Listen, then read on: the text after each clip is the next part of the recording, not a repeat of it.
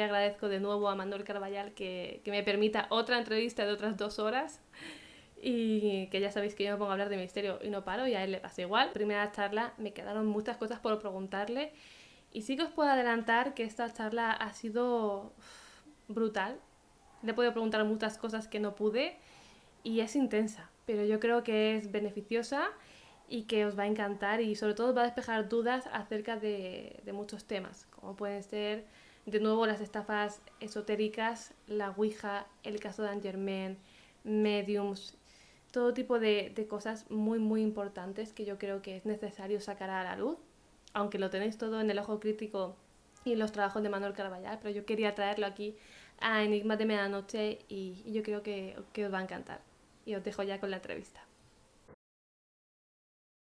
Pues muchísimas gracias, lo primero, por aceptar esta segunda entrevista. La verdad es que me quedé con varias preguntitas en el tintero. Soy muy preguntona, eso ya te lo aviso, porque tengo mucha curiosidad, pero es verdad que se me quedaron algunas cositas que quería preguntarte, y aparte que gustó mucho la entrevista, y yo creo que necesitaba hacer esta segunda parte. Pues yo encantadísimo. Estuve, bueno, poco después de publicar la entrevista, viendo la película Luces Rojas, que te lo comenté por Instagram. Y, ostras, me dejó un poco helada, ¿eh? Es decir, cómo de alguna forma están los casos, como con algún guiño, ¿no? Algunos casos famosos que se van mostrando, y me dejó bastante impactada. Sobre todo una de las cosas que iba un poco con la primera pregunta que te quería hacer, y es que hay una escena en la que Cillian Murphy, uno de los protagonistas, está en una cafetería Mm. y está hablando con una chica, y ella le está haciendo preguntas acerca de por qué se dedica al tema de la investigación paranormal, o sea, de los fraudes concretamente. Si eso en realidad viene a decir como que eso realmente de qué sirve, ¿no? Y por qué hay que prestarle atención, si realmente es mentira, si no va a hacer daño a nadie, ¿no? Que qué más da que se dediquen a este tipo de temas. Y él le mira seriamente y le contesta que, ¿cómo que qué más da, no? Que esta gente se dedique a, a ganar dinero con las estafas, a engañar a la gente, ¿no? Y le pone un ejemplo que es, ¿qué pasaría si tu abuela, tu madre, hermana, de repente va a un sitio de este tipo, de videntes, curanderos, etcétera, y le dicen que el dolor estomacal que tiene es un mal que tiene dentro, y que eso se le va a ir, que no tenga ningún problema, tiene causa como sobrenatural. Y esta persona deja el tratamiento, como comentábamos también en la otra parte de la entrevista, y claro, llega demasiado tarde, ¿no? Es decir, esa pregunta de ¿y qué más da, no? O sea, me dejó como un poco helada. Claro, es que, como dices, hay muchos guiños a casos, porque desde que surgió el proyecto, desde que tuvimos la primera entrevista, o sea, desde el primer día que a mí me suena el teléfono y lo descuelgo, y al otro lado hay un tío que me dice que se llama Rodrigo Cortés y que es director de cine, y yo no tenía ni idea de quién era Rodrigo Cortés.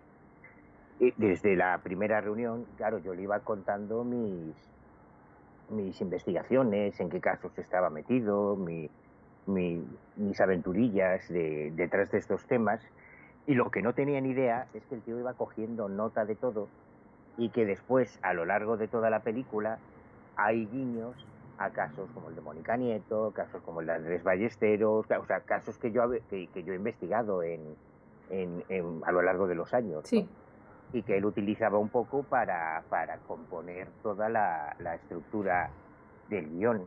Así que es normal que haya, y respondiendo a tu pregunta, esa frase en concreto tiene que ver con un caso muy traumático, que fue el de Andrés Ballesteros, que además está muy bien reflejado en una escena en la que Robert De Niro, que es el antagonista del héroe de la película, del protagonista de la película, que es Cillian Murphy, está haciendo una operación de cirugía psíquica, abriendo con las manos supuestamente el cuerpo de un paciente, rodeado de una línea de sal. Este detalle también está sacado de la historia de Andrés Ballesteros, que era el único que usaba esa técnica de la barrera de sal. Así que ahí es inequívoco. Incluso la consulta de Robert De Niro en un hotel cuando llega Cillian Murphy para entrevistarse con él, y sale una mujer de raza negra con los ojos muy abiertos, muy impresionada.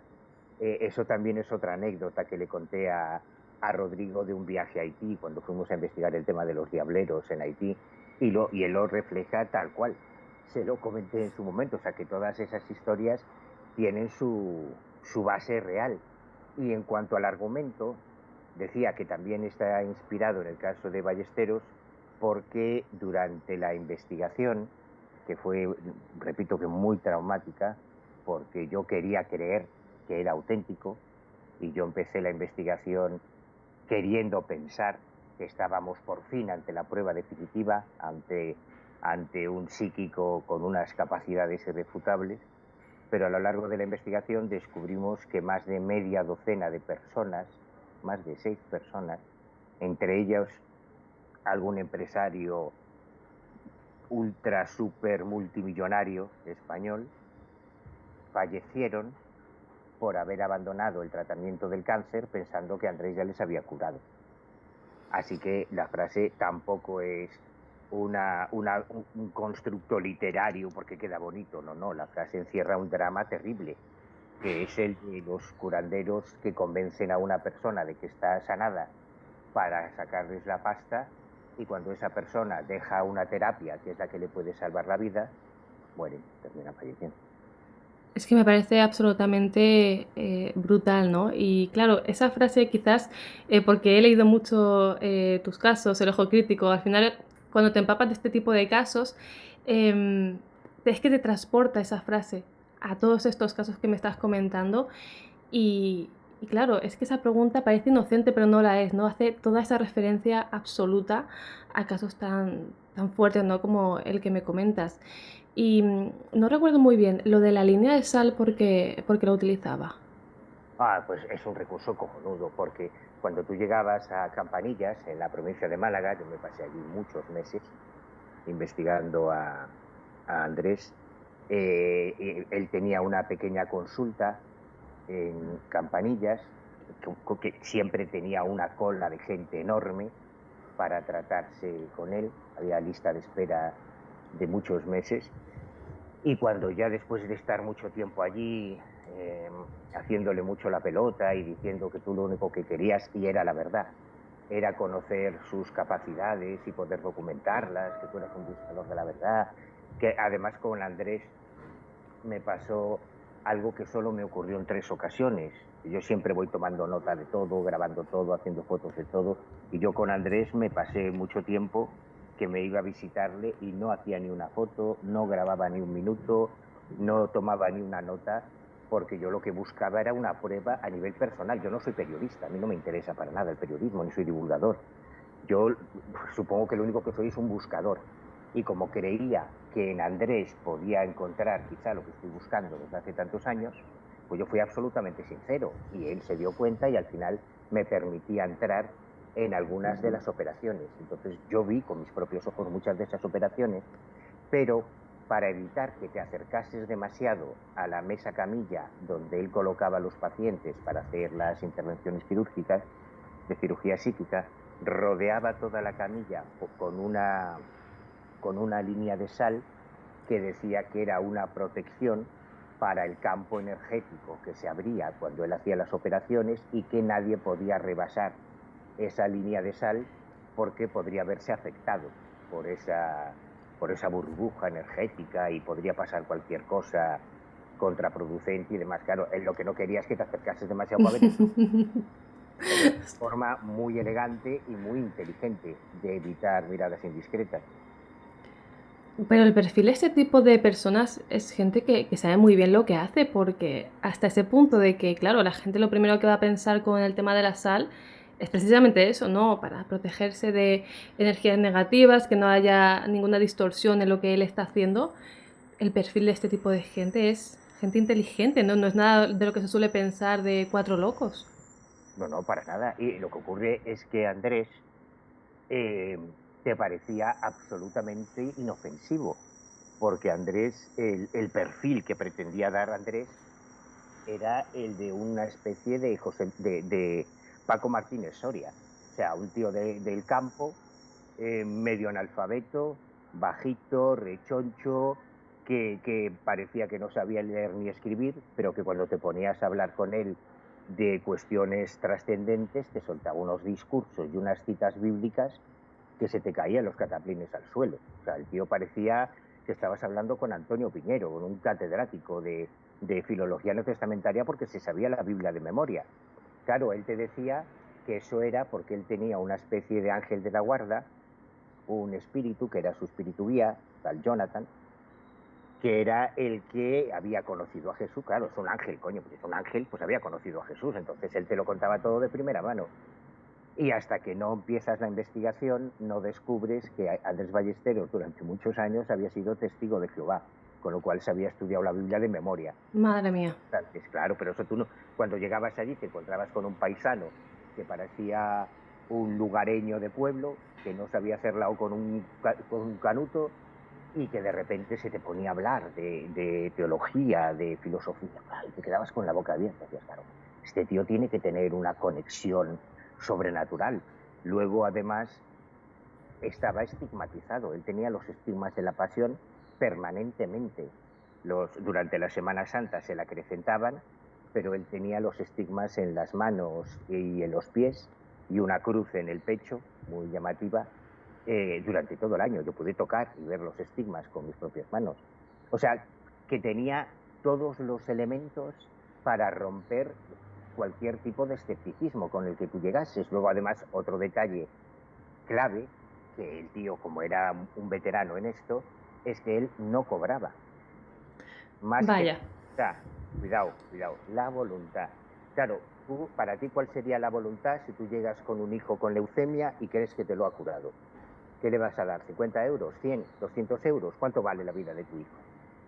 Entonces, claro, Andrés solo con la voluntad amasó una fortuna espectacular. Además, entre sus clientes, como te decía, tenía empresarios, a presentadoras de televisión, a políticos, que la voluntad, pues seguramente era una voluntad con 3 o 4 ceros detrás de la cifra, ¿no? Qué Pero el barbaridad. hecho de decir que no, fíjate, si yo no cobro, yo aquí lo que me quieran dejar, está muy bien pensado. Así que para mí como investigador fue una lección que me entró con sangre, ¿no? De que no puedes fiarte de las apariencias nunca, de que siempre hay que profundizar, de que no importa lo que te cuenten, no importan los testimonios humanos, lo que importa son las pruebas, los hechos, lo que puedas demostrar. Y en ese sentido, para mí fue un aprendizaje tremendo, en el caso de Ballesteros.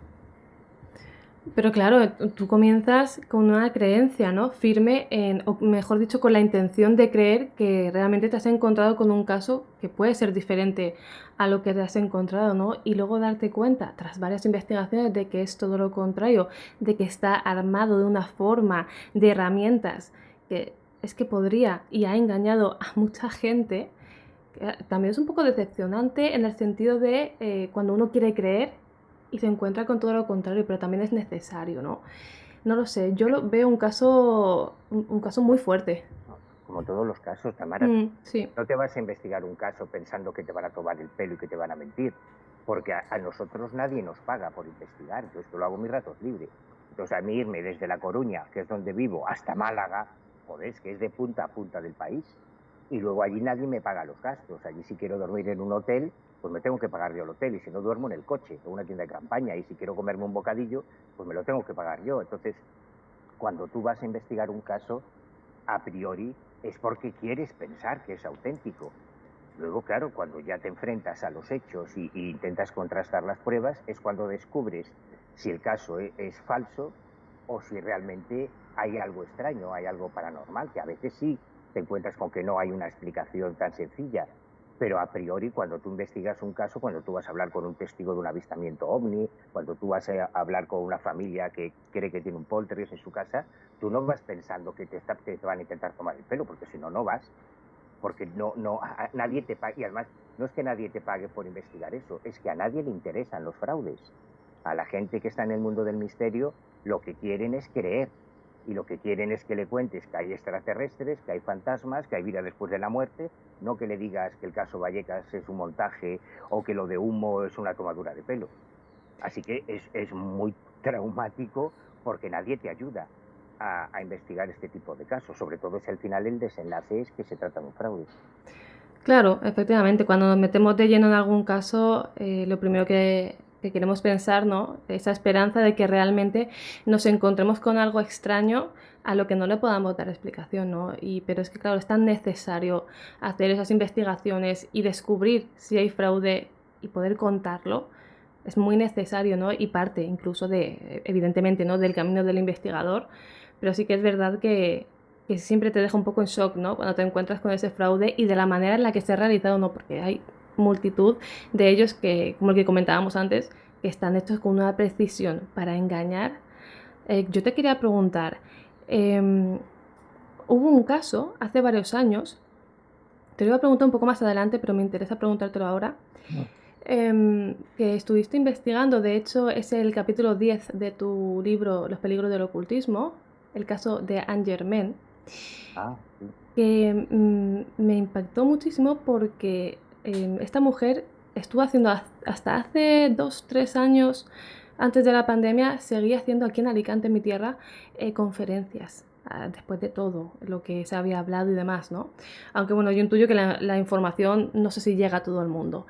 El caso de Angermain, yo pregunté por mi círculo, después de releer, tu libro y el artículo que tienes en El Ojo Crítico acerca del tema, había gente que ya ni se acordaba, había gente que daba por hecho que esta mujer sí que tenía ese don, esa mediumnidad, y conseguí hablar con una amiga mía que incluso llegó a conocer a un discípulo de Anne Germain no hace mucho tiempo, ¿no? Es decir, que todavía sigue calando un poco, aunque no se conozca demasiado, o no se acuerde de la gente tanto, ¿no? ¿Qué sucedió en este caso y particularmente qué es lo que más te llama la atención del caso de Anne Germain?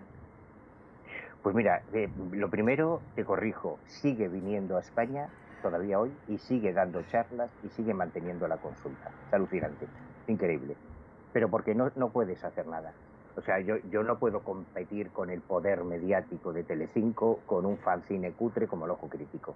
Entonces, por mucho que nosotros hagamos una investigación y la publiquemos, claro, es que eso no llega en comparación con la audiencia de unos grandes medios, pues no se entera nadie. Pero es que no podemos hacer nada más. Es que yo lo único que tengo es mi boletín, mi revistilla cutre, que es gratuita y que es donde yo puedo publicar lo que a mí me dé la gana sin que nadie me coarte. En el caso de Angermain fueron 5 años lo que invertimos, porque cuando Angermain aparece en Telecinco, todo el mundo empezó a llamarnos, tanto a Juanjo Sánchez Oro como a David Cuevas como a mí, para decirnos, oye, ¿habéis visto esta tía? Es que esto es increíble, porque Anne Germain aparentemente tenía unas capacidades sobrenaturales. O sea, Anne Germain es una medium de la escuela británica que entraba en trance y aparentemente mantenía una conversación con los espíritus desencarnados afines a una persona, al consultante en este caso. Y como además lo montaron muy bien en Telecinco, porque llevaban a personajes famosos, a personajes muy mediáticos, del mundo del corazón, del fútbol, del cine, de la televisión, pues claro, era una combinación explosiva. Y claro, cuando a mí me pregunta amigos que no están metidos en estos temas, oye, por Dios, ¿cómo puedo llegar a esta mujer? Porque mi padre falleció hace poco o mi hijo falleció hace poco y yo necesito volver a comunicarme con él. Claro, ¿qué es lo que más me llama a mí la atención? La crueldad de traficar con las ilusiones, que es como yo defino este tipo de personajes, traficantes de ilusiones, con algo tan terrible como es la pérdida de un ser querido, ¿no? ¿Tú qué no harías por si a ti te fallece un hijo? ¿Qué no darías? ¿Qué no pagarías por volver a comunicarte con él y saber que está bien después de muerto? Eso no tiene precio. Entonces, ya como investigadores y por puro interés personal, iniciamos una investigación. Lo que ocurre es que llegar a ella era absolutamente imposible, porque durante los años que estuvo en antena, el programa Más allá de la vida, ella también se dedicaba a hacer giras por toda España, en teatros donde llenaba, teatros con un aforo de miles de personas, con unas entradas muy caras y llenaba de de esos miles de asistentes a cada espectáculo, ella seleccionaba a un grupo pequeño al que le hacía esa consulta, digamos, en directo, que lo que hacía era refrendar la fe del resto del público, que si no era elegido para tener una consulta ese día, volvía a comprarse una entrada para intentarlo al día siguiente, y si no al día siguiente, y si no al mes siguiente. Madre mía. Se gastaban una pasta tremenda, ¿no?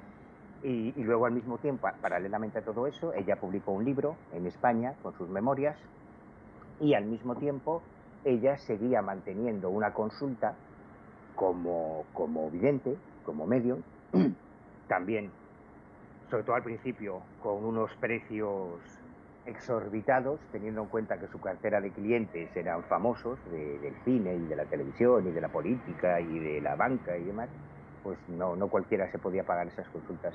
Y por eso tardamos tanto en conseguir reunirnos con ella.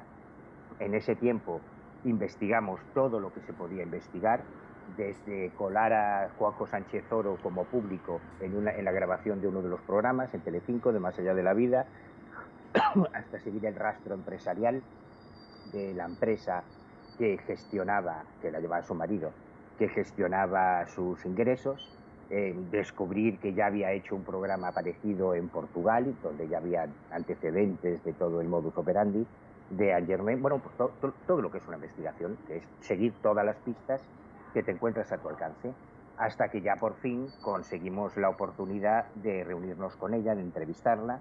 Ahí contamos con el apoyo de Lorenzo Fernández, de la revista Enigmas, que nos acreditó como si fuésemos un cámara, un fotógrafo y un periodista de la revista Enigmas, para hacerle una entrevista. Y así es como pudimos reunirnos con ella, ya en privado, Juanjo, David y yo, pasar, no sé cuántas horas fueron con él, pues una entrevista bastante larga, y ya al final someterla a nosotros directamente, sin intermediarios, a una evaluación, a ver si realmente tenía esos poderes. Pero como ya sabíamos cómo lo hacía, lo que practica Anne Germain es la lectura en frío, que es una técnica muy habitual en los videntes y en los mediums de espectáculo, que van sacándote información sin que tú te des cuenta. Pues claro, nada, fue un desastre, ¿no? Es que no adivinó. Si hubiera dicho cosas al azar, seguramente habría adivinado más, intentando seguir nuestros movimientos musculares, porque como ya sabíamos cómo lo hacía, pues claro, no acertó ni una. Pero no dio ni una. 5 años que se dice pronto, siguiendo la pista de Anne Germain. Y cuando ya publicamos el tema, descubrimos cómo hacía lo de Telecinco. Ella recibía unos dosieres de información. Claro, no es lo mismo que tú te pongas cara a cara ante una persona de la que no sabes nada, que te sientes con Paquirrín. Y a ti te han dado un dossier de quién es Paquirrín, de quién fue su padre, de quién es su madre, de que tiene una hermana adoptada. Claro, entonces tú puedes contar toda su historia. Y Paquirrín flipa, porque Paquirrín piensa que no sabes nada de él. Porque como es una tía que viene de Inglaterra, pues se supone que no sabrá nada de él. Pero cuando comparamos, porque localizamos y pudimos reunirnos, estuvimos en su casa, con una persona de su equipo, del equipo de Más allá de la vida, que además aparece mencionada en la autobiografía de Anne Germain, que yo me la leí, y aparece mencionada, con lo cual estamos hablando de una persona muy cercana que se sintió tan mal cuando Telecinco decidió añadir a víctimas de casos de sucesos al programa, porque esta persona nos decía, mira, estábamos David y yo, mira, David, Manuel, a mí que cojan a un famoso, que además tenían que firmar una cláusula de lágrimas, que le cuente que se ha aparecido su padre fallecido, que se ha aparecido su esposa muerta y tal, bueno, pues a mí me da igual. Pero cuando llevaron a los padres de Sandra Palo, que seguramente tus oyentes recordarán el caso, Sí. Sandra Palo fue una niña con una minusvalía que fue violada y quemada viva por un grupo de hijos de puta. Y que a los padres, sobre todo a la madre de Sandra Palo, le diga que sí, mira, se aparece tu hija y tal, que lo pasó muy mal, que no sé qué, esta persona dijo, hasta aquí. Y entonces iba fotocopiando los dosieres que le preparaban a Anne Germain, los iba guardando y nos los pasó todos. Con lo cual nosotros, al comparar los dosieres informativos que le daban sobre cada invitado con el vídeo del programa, claro, te das cuenta de que nunca dijo nada que no estuviese en los dosieres. Es que todo lo que le decían los fantasmas, los espíritus, era lo que le habían preparado los redactores antes del programa.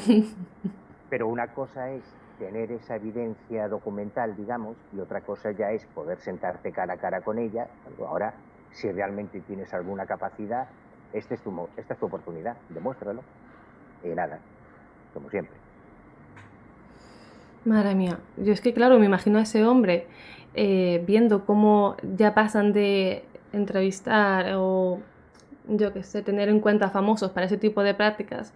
Sí, te puede llegar a dar igual porque esta gente está acostumbrada, ¿no? a ese tipo de cosas y como bien decías, habían firmado esa cláusula de lágrimas, ¿no? Un poco patética, pero bueno, es la forma de trabajar que tienen. Y pasan de ahí a hablar con padres de víctimas como la de Sandra Palo, es que realmente son traficantes de ilusiones, como bien dices en tu cuaderno de campo. Es que es brutal, ¿no? O sea, cómo se juega con ese miedo, esa frialdad, ¿no? Y ella en algún momento intuyo yo que lo negó, ¿no? Que ella no tenía nada que ver con ello cuando salió la polémica. Bueno, mira, o sea, te cuento una anécdota. Es tan burra la tía, pero tan burra, que como fueron 5 años, antes de que nosotros nos reuniésemos con ella, personalmente, cara a cara, David Cuevas y Juanjo Sánchez Oro hicieron no uno, sino 2 programas dedicados al fraude de Angermain en Dimensión Límite, que están colgados en vivos, que cualquiera los puede ver y son anteriores a nuestro encuentro. Entonces, cuando ya íbamos, acordamos que nos iba a recibir en un hotel en la Gran Vía de Madrid, donde ella se hospedaba, y cuando íbamos para allá, la verdad es que íbamos un poco tensos pensando, joder, imagínate que esta tía realmente tiene capacidades y descubre que vosotros sois los que la habéis puesto a parir, contando cómo Juanjo se había colado en el programa, varios programas críticos que ya habíamos hecho antes, ¿no? Ujú. Y es que ni eso. Y David Cuevas, que es un cachondo mental, en plena entrevista, o sea, tú imagínate, estamos en una sala, Juanjo Sánchez Oro, David Cuevas, yo y la traductora, intérprete y relaciones públicas de Angermain, con Angermain, los 5. Ahí con las cámaras, las grabadoras, todo esto está grabado, ¿eh? Todo esto está grabado en vídeo y en audio. Y que de repente Cuevas dice, como la entrevista iba muy bien, la tía estaba súper relajada ahí contándonos sus peliculitas y tal, y de repente suelta Cuevas. Oye, por cierto, ¿sabes que aquí hubo un programa que se llama Dimensión Límite que sacó que todo lo que haces es falso, porque había una persona que estaba infiltrada entre el público y tal, que era Juanjo, que lo tenía delante? Y dice Angermain, sí, lo sé todo, si no, eso es por una mujer que estaba, o sea, era Juanjo, que es un tío, era una mujer que estaba ahí entre el público, que le habían pagado por mentir y no sé qué. O sea, tú imagínate, si tuviera el más mínimo atisbo de una capacidad paranormal, coño, pues que tienes al autor del programa que te pone a parir delante, a 1 metro de ti, bueno, a medio metro de ti, sentado en la misma mesa, y ni eso. Claro, ahí ya nos vinimos arriba nosotros, ¿no? Bueno, esta tía no tiene menos facultades que yo, que no tengo ninguna. Qué barbaridad. Y lo tenía delante. Es que ni previa investigación, ni don, ni nada, ¿no? Absolutamente. Claro, nosotros no contábamos con eso. Lo que pasa es que lo maravilloso que tiene la investigación de campo es que por mucho que tú te prepares un guión, tú cuando coges los bártulos, te metes en el coche, o coges un autobús, o coges un tren, o un avión, o lo que sea, y te vas a investigar, tú no sabes todo lo que va a pasar. Y nunca puedes predecirlo. Esto es lo maravilloso del trabajo de campo, que tú te vas a entrevistar a un testigo y vuelves con 50.000 anécdotas, con 50.000 peripecias y probablemente con 50.000 casos más que te vas encontrando por el camino. Porque, yo siempre lo digo, yo soy un defensor a muerte de la investigación de estos temas. Creo que no existe nada más enriquecedor intelectualmente que investigar el misterio, y lo digo de corazón, primero porque tienes que formarte en un montón de materias. Yo acabo de publicar hace unos días un libro sobre historia aeronáutica relacionada con el fenómeno OVNI, Yo en la puñetera vida me habría puesto a estudiar la Segunda Guerra Mundial o la Primera Guerra Mundial o la historia aeronáutica si no fuera por el tema OVNI. Y lo mismo cuando tienes que investigar sobre arquitectura para un tema de poltergeist, o sobre historia, o sobre física, o sobre química, o sobre geología. Es que no hay un campo del conocimiento que sea más enriquecedor que investigar misterios. Y si a eso unes el trabajo sobre el terreno, claro, cada investigación es una aventura, porque puede pasar cualquier cosa, como esta que te acabo de contar. Es maravilloso. O sea, este tipo de anécdotas te demuestran un poco, esa sorpresa, ¿no? Como bien dices, que te encuentras en las investigaciones, pero además de ese calibre, ¿no? El tener delante a la persona que estuvo entre el público, que encima ella decía que era una mujer, y, y a David Cuevas, que había hablado de ella y no sabía absolutamente nada, pero ni por fuentes ni nada, que tampoco ella sabía nada, ¿no? Era como de oídas. Es que me Hay, parece hay, maravilloso. hay incluso una foto, bueno, le hicimos mogollón de fotos, claro, durante la entrevista, pero hay una foto muy cachonda que Cuevas, ya totalmente envalentonado, al ver que la tía no tenía ni idea, le dijo, oye, ¿nos podemos levantar y nos hacemos una foto contigo? Y hay una foto muy graciosa que les hice yo, que está Germain en el medio, el infiltrado en su programa a un lado y el autor del programa que la puso a parir en otro, y te das cuenta de que Juanjo y David están aguantando la risa, ¿no? Para no romper a carcajearse de sí mismo. Lo raro es que lo aguantaran, la risa, de estar allí y ver que no se daban ni cuenta, ¿no? Bueno, cuando piensas la cantidad de víctimas que ha dejado y que sigue dejando, porque como te decía, sigue en activo, la Sí, cantidad de que ha engañado, que ha ido con toda la ilusión y toda la esperanza, pues ya se te acaban un poco las ganas de reírte, ¿no? Porque esa es la parte dramática. Y sí, cuando este tipo de gente, a mí me recuerda mucho el caso de Ricardo Schiaretti, que es otro de los casos de ese cuaderno de campo de traficantes de ilusiones. Ricardo Schiaretti también era otro tío, un estilo Angermain, un tío muy guapito, así, ojos azules, que había sido actor de Culebrones y que llegó a España para convertirse en el nuevo Uri Geller, en el psíquico más famoso de todos los tiempos, eso es como lo que él pretendía, y también hacía trucos de ilusionismo, y cuando yo le pillé, eso también está grabado, delante de él, o sea, en el mismo momento, cuando le pedí si me podía demostrar sus capacidades y reconozco un efecto de ilusionismo que se llama el centro roto, que es muy antiguo, que tan antiguo que la mayoría de los magos ni lo usan ya. Y le digo, no, mira, es que eso que has hecho es un truco de magia, tío, que yo soy ilusionista. Es que ¿a quién vas a engañar? Esto, el trozo lo tienes metido en el bolsillo derecho delantero de tu pantalón. Entonces el tío se quería excusar, y esto yo se lo he oído a muchos de estos golfos, diciendo que bueno, que vale, que sí, que hacía truco, pero que eso era para aprovechar el efecto placebo del paciente para favorecer su curación. vaya. Y una polla, porque si tú eso lo haces gratis, si tú lo haces gratis, yo te lo compro. Oye, pues quieres ayudar a esta persona, la quieres sugestionar. Pero si me estás cobrando por contarme una milonga, ni efecto placebo ni hostias. Eso es un timo, es un fraude, es un engaño. Para mí, vamos. Sí, sí, sí. Qué barbaridad, qué barbaridad. Pero claro, ¿y por qué lo pillaste si no hubieras seguido con el truco? Sí, y además es un caso tremendo porque yo no sé, yo entiendo que Schiaretti me odia a muerte porque le hice perder muchos millones y millones y millones de pesetas.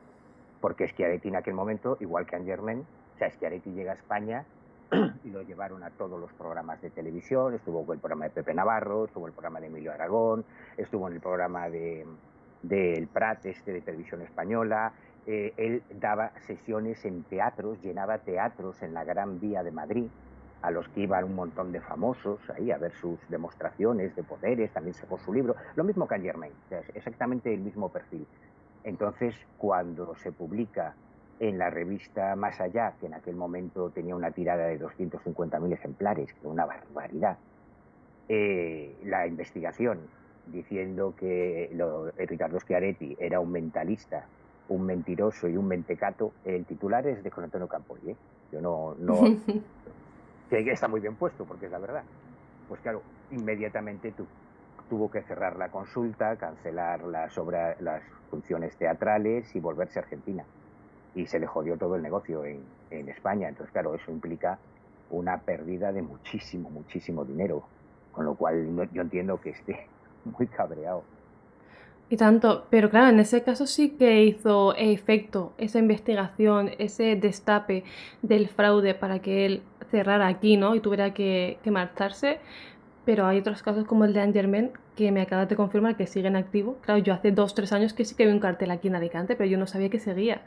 ¿Qué conclusión sacas de este tipo de gente que sigue atrayendo a personas que siguen creyendo en ella? ¿Se puede hacer algo? Es que quien puede hacer ahí es la policía. Nosotros, por ejemplo, conseguimos convencer a varias víctimas de Andrés Ballesteros para que presentasen denuncia en el grupo de fraudes de la policía de Málaga y estuvimos presentes cuando lo detuvieron. Entonces, cuando tú ves que llama a la puerta la policía en plena operación de cirugía cíclica, entran en el quirófano y le ponen las esposas y registran el quirófano y encuentran todos los hígados de cerdo, los hígados de pollo, la sangre metida en bolsas que él utilizaba para recrear las operaciones y que se lo llevan detenido, dices, joder, bien, bien, y te sientes muy Menos orgulloso. mal, Pero sí. para eso hace falta gente que tenga el valor de denunciar, porque si no, la policía no puede hacer nada. Y el problema en este tipo de historias, y yo esto estoy harto de verlo con falsos videntes, harto de verlo desde hace muchos años, es que la gente, fíjate qué razonamiento más estúpido, a mí me cuentan, sí, sí, yo fui al vidente tal y me estafó 100.000 pesetas, o me estafó 3.000 euros, o me estafó tanto. Entonces le dices, bueno, pues vamos a la comisaría y vamos a poner una denuncia. Ay, no, no, no, porque ¿y si me echa un mal de ojo? Porque esta gente, como está metida en estas cosas, pero vamos a ver, señora, si pudiera echarle un mal de ojo no estaría haciendo trucos. Si hace trucos es porque no tiene ningún tipo de capacidad sobrenatural. Es absurdo. Pero por esto yo ya te digo que lo he vivido muchísimas veces, esta conversación la he tenido montones de veces con personas que no quieren denunciar y luego hay otro elemento y es que muchas veces ni siquiera las familias de la víctima saben que su madre o su padre o su abuelo o su tío o su hijo o su cónyuge se ha gastado toda la paga del mes en un curandero o en un vidente o en un medio. Lo hacen clandestinamente porque les da vergüenza que se enteren, ¿no? Entonces no van a poner denuncia para que no se enteren sus familias de que la pasta que ha volado del banco, pues que se la ha llevado un golfo de estos. Este es otro de los problemas que hay para conseguir las denuncias. Claro, y es la propia vergüenza, ¿no? De cómo vas a decirle a alguien de tu familia, a tu pareja, que te has gastado, pues eso, el sueldo en un curandero, ¿no? Yo Claro. eso lo he visto en una persona cercana que le faltaba para llegar a final de mes para comer. Sin embargo, le daba mucha importancia a gastarse 40 euros en una tirada de cartas de una tienda pequeña de esoterismo, ¿no? Porque quería saber. Y yo le decía, pero vamos a ver, digo, si te quedas sin dinero, empiezas a tener un problema económico y además dependiente, ¿no? Porque sí que es verdad que este tipo de acciones, ¿no? De ir a que te tiren las cartas, a videntes, curanderos, este tipo, es adictivo, ¿no? Recuerdo un término que creo que era mántico-dependientes, ¿no? Que me encantó también ese término. Es que crea adicción este tipo de cosas, es peligroso. Claro, porque crees que vas a tener la respuesta fácil y rápida y cómoda a todos tus problemas sin tener que dar un palo al agua. Que es el mismo fenómeno que se da en las situaciones de crisis económica cuando aumenta la recaudación de las salas de juegos de azar. O sea, es paradójico. Cuando Sí. menos dinero tienes, resulta que crees que, ay, bueno, si Diosito me ayuda y compro el boleto que va a tocar, o hago la primitiva, o hago la bonoloto, o no sé qué, y al final el problema es mayor porque te estás gastando la poca pasta que tienes esperando que te llegue la solución del cielo. Pues esto ocurre exactamente igual con este tipo de delincuentes que se aprovechan de esa ilusión. Además es que ellos te convencen de que sí, sí, de que ellos te van a dar la solución al problema. Y al final el problema lo único que hace es acrecentarse, porque estás perdiendo los pocos recursos que tienes, encima sin hacer nada, sin buscar tú la solución, pensando que alguien te la va a dar así, va de face. Y que no te, evidentemente no te pueden garantizar ninguna solución. De hecho, son estafadores natos, ¿no? Y esperas una solución que se te arregle la vida, pero claro, te estás gastando un dinero que no tienes, que no puedes gastarte. Incluso ponen en empeño joyas y demás. y es que entran en un bucle de adicción a ir a este tipo de cosas para cualquier duda. Es que realmente es muy, muy peligroso porque esa dependencia de decir, no es que no puedo tomar una decisión sin saber lo que me va a decir la vidente, las cartas o el método que utilicen, es que ya a nivel también psicológico me parece brutal, ¿no? Y que jueguen con ese miedo y con esas ilusiones es verdaderamente muy fuerte. Sí, es muy cruel. A mí me parece que es muy Sí. Luego había otra duda que siempre sale en los debates, ¿no? Que yo siempre que hay debates de este tipo de temas suelo estar siempre incluida porque me interesa muchísimo. La gente dice, pero un medium, un vidente, un curandero debería cobrar en sí una tarifa y la gente defiende mucho el tema de la voluntad, ¿no? Como que eso le da más veracidad, pero es que realmente, como comentabas antes, le da ese atisbo, ¿no? De cierta esperanza de que le va a decir la verdad, pero es una estafa, porque es que se hacen incluso más, con más dinero con la excusa de la voluntad, ¿no? Y ese debate de debería cobrar o no por ese supuesto trabajo, ese supuesto don que tienen, es que hay muchas personas que realmente se lo llegan a plantear. Pues yo lo tengo clarísimo. Yo sí es algo que se supone que es espiritual, yo creo que no hay que cobrar. Yo lo tengo, o sea, a mí si me limpias el coche, o si me preparas una pizza, pues yo entiendo que tengas que cobrar. Pero Claro, me estás hablando de mi trascendencia, de mi espiritualidad. Joder, yo no cobro por el ojo crítico y nadie de los que colaboran en el ojo crítico cobra nada. claro, Esa es la suerte que tengo. Yo mientras pueda permitirme pagar yo la impresión, pagar yo los sobres, pagar los sellos para mandar la revista, seguirá siendo gratis. Y no admito publicidad, y no admito suscriptores, para que nadie piense cosas raras. ¿Por qué? Porque para mí no es solo una revista de divulgación, para mí tiene mucho que ver con el leitmotiv de mi investigación, que es buscar la verdad. Entonces yo creo que con la verdad no se puede traficar. No hay que cobrar, por eso creo yo. Y yo es una pelea que tengo con muchos compañeros cuando se habla de monetizar en el mundo del misterio y se cabrean. Bueno, pues yo creo que tendríamos que tener todos nuestro trabajo, como es mi caso, yo tengo mi curro y yo dedico mi tiempo libre y mi dinero a lo que me da la gana. Podría coleccionar sellos, o podría irme a conciertos de heavy, o podría suscribirme a festivales de cine. Pero como a mí lo que me mola es el mundo del misterio, pues yo pago por investigar en el mundo del misterio. Entonces, que un medium se profesionalice en algo que supuestamente es un don que le ha venido caído del cielo, porque ninguno ha estudiado 5 años ni se ha hecho unas oposiciones para ser medium.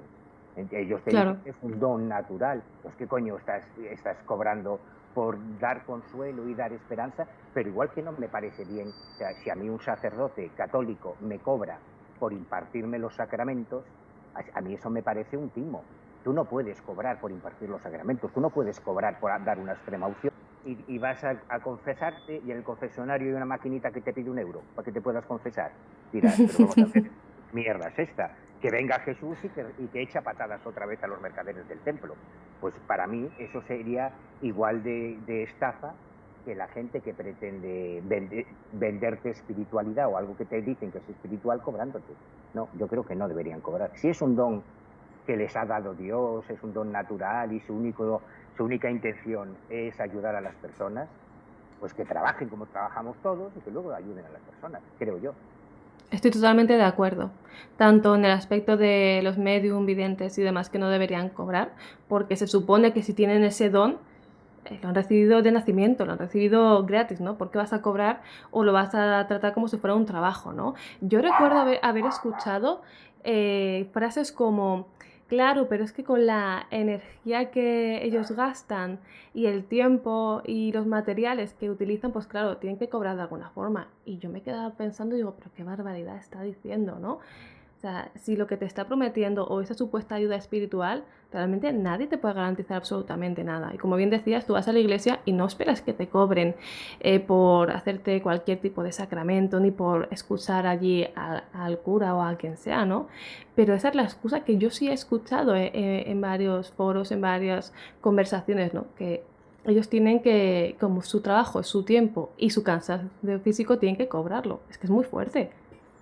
joder, sí. Sí, sí, Pero sí. es que me parece vergonzoso, o sea, la energía, porque se metan unas pilas todos y se les acaba la energía. Te lo juro, es que escuchas cada cosa que No, dices, yo no sé si... mira, un argumento que yo he escuchado muchas veces y a que a mí ya me pone alerta, yo cuando escucho este argumento ya se me levanta la antenita y digo, uy, malo, malo, malo. Es el de, es que si no, no valoran lo que les dices. Esto lo dicen muchísimos mediums, videntes, contactados, gurús espirituales, pero muchísimos, ¿eh? Que ellos no quieren cobrar, pero ellos te cobran, Tamara, yo te cobro porque si no, no vas a valorar lo que yo te digo. Tiene que costarte algo. Me cago en tus muertos, joder. Madre mía. Llevo 14 horas haciendo la cola, me he tenido que venir desde La Coruña, me he tenido que pagar todos los gastos y no es bastante. Encima te tengo que pagar a ti 150 pavos. ¿Cómo que no? Pero este argumento, cuando alguien nos diga que da una enseñanza espiritual y te cobra para que la valores, sal corriendo. Esa es una de las primeras señales de alarma y de verdad que es lo más habitual del mundo. Esto lo dicen muchísimos de estos, sobre todo esta gente ahora de la New Age, Sí. que son muy espirituales y te puedes pagar la espiritualidad. Y eso de que te tengas que pagar la espiritualidad es que a mí ya me suena a timo, me suena a fraude. Pero vamos, desde lejos, ¿eh? Ya es para Es salir que corriendo. tú imagínate que tu padre se está muriendo y como es católico, tú llamas al párroco, viene el párroco para darle la extremaunción y dice, bueno, es que son 50 euros. Ah, Madre mía. es que no tengo en este momento. Ah, pues entonces me voy. No le doy la extremaunción porque, claro, es que son 50 euros porque es mi tiempo y mi energía. Mira, que he tenido que venirme desde la parroquia, voy a gastar agua bendita, que le van a caer cuatro gotas cuando le haga... O sea, es absurdo. Es ridículo, joder. Sí, sí, es que se llegan a escuchar auténticas barbaridades, ¿no? Como que... es que es un trabajo, es que, claro, ¿no? Dedican, como ellos dicen, todo ese tiempo, pero lo que tú dices, y la persona que se desplaza para escuchar aquello, con esa esperanza, que encima, evidentemente, va a salir peor de lo que ha entrado, ¿no? Y con esas colas, porque ya te comenté en el otro programa, yo estuve en una ocasión y las colas... o sea, nunca he visto algo tan lleno que tenga que ver con eso. Bueno, en mi caso yo me quedé muy sorprendida. Claro, la chica que yo acompañaba, ella decía, claro, es que funciona, por eso viene gente. No, no, no. Digo, te estás equivocando. Digo, lo que pasa es que tiene un nivel de captación y el boca a boca funciona también en ese barrio que estaba llenísimo. O sea, es que un trabajo, ¿sabes? Madre mía, qué barbaridad. Energía. Es que yo me quedé alucinada, ¿no? Pero lo escucho muchísimo, ¿eh? Más de lo que me gustaría en cuanto a este tipo de debates, ¿no? Es más, Pero además es sí, que tampoco importa mucho lo que digamos tú y yo, porque al fin y al cabo estamos desde fuera. sí, Pero yo, mira, hace 2 o 3 días, sí, antes de ayer, hace 2 o 3 días estuve en un debate sobre espiritismo con una medium de Madrid y ella misma lo decía. Y además yo conozco el centro espírita de español, sí, que tiene la sede en Madrid, y ellos mismos te dicen que ellos todo lo hacen gratis porque eso tampoco garantiza que lo que dicen sea cierto, pero claro. por garantiza que no hay un afán de lucro en engañarte.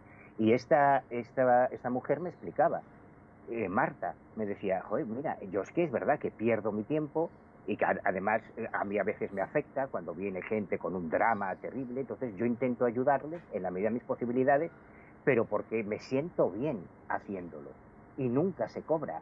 Y en el centro espírita tú le hablas de algún medium que se está lucrando y son los primeros en rasgarse las vestiduras. Dicen que eso no tiene nada que ver con el espiritismo, que la esencia del espiritismo es la caridad y la compasión, y la caridad y la compasión no se cobra.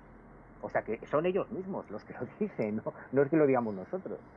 Madre mía, claro, totalmente contradictorio, ¿no? A lo que te sueles encontrar con el tema de las estafas esotéricas, ¿no? Yo siempre he pensado que si alguien realmente tiene ese don, se le viene dado, ¿no? De naturaleza, ¿no? Y yo sí que he escuchado eso, algunos medios, muy, muy, muy poquitos, que decían que no, que ellos era algo natural, que ellos tenían que ayudar y que incluso se veían algunos en la necesidad de ayudar a ciertas personas porque era una necesidad propia de ellos, ¿no? Eso ya sería otra teoría. Sí, sí, sí, pero sí, yo he conocido muchísimas personas de todos los campos del misterio y hay personas que, pues yo qué sé, que han hecho una carrera, que han hecho unos estudios de naturopatía o de acupuntura y ejercen la naturopatía y la acupuntura, que es la carrera que han estudiado. Entonces es normal que cobren Claro. en su local. Y como si vas al dentista, tú vas al dentista y te hace algo gratis, no, te cuesta un ojo de la cara. Tú tienes un tumor tú cuando vas al médico tienes que pagar. Sí, O irte por la seguridad social y esperar 4 meses a que te atiendan. Entonces, efectivamente. yo esto lo entiendo, pero a lo que me refiero es que si tú me estás vendiendo un rollo espiritual, trascendente y religioso, no puedes lucrarte con eso. Esa es mi opinión. Sí, estoy totalmente de acuerdo contigo. ¿Y qué tipo de estafas se puede encontrar la gente que no esté muy metida o que pueda ser víctima de este tipo de casos, de videntes y curanderos? ¿Qué es lo que más se suele encontrar? ¿Qué tipo de estafas? Uf, yo había hecho una investigación muy completa en su día para la revista del Cuerpo Nacional de Policía, para la revista Policía, creo que se publicó en el número 114 o algo así, no me acuerdo ahora de memoria. Y entonces lo que yo había hecho era poner anuncios en Karma 7, Más Allá, en las revistas especializadas, digamos, del momento, y preguntando, pidiendo gente que considerase que había sido estafada por Sí, algún ente, algún curandero, y había puesto anuncios también en los programas de radio, tipo Espacio en Blanco y tal. Entonces me llegaron un montón de cartas y de llamadas de víctimas de estafas, y con eso sí pude hacer un pequeño perfil de las estafas más habituales, del perfil de las víctimas, del modus operandi de los estafadores, y la verdad es que flipé, porque hay que reconocer que le echan una imaginación, o sea, tienen una creatividad para sacarte la pasta alucinante.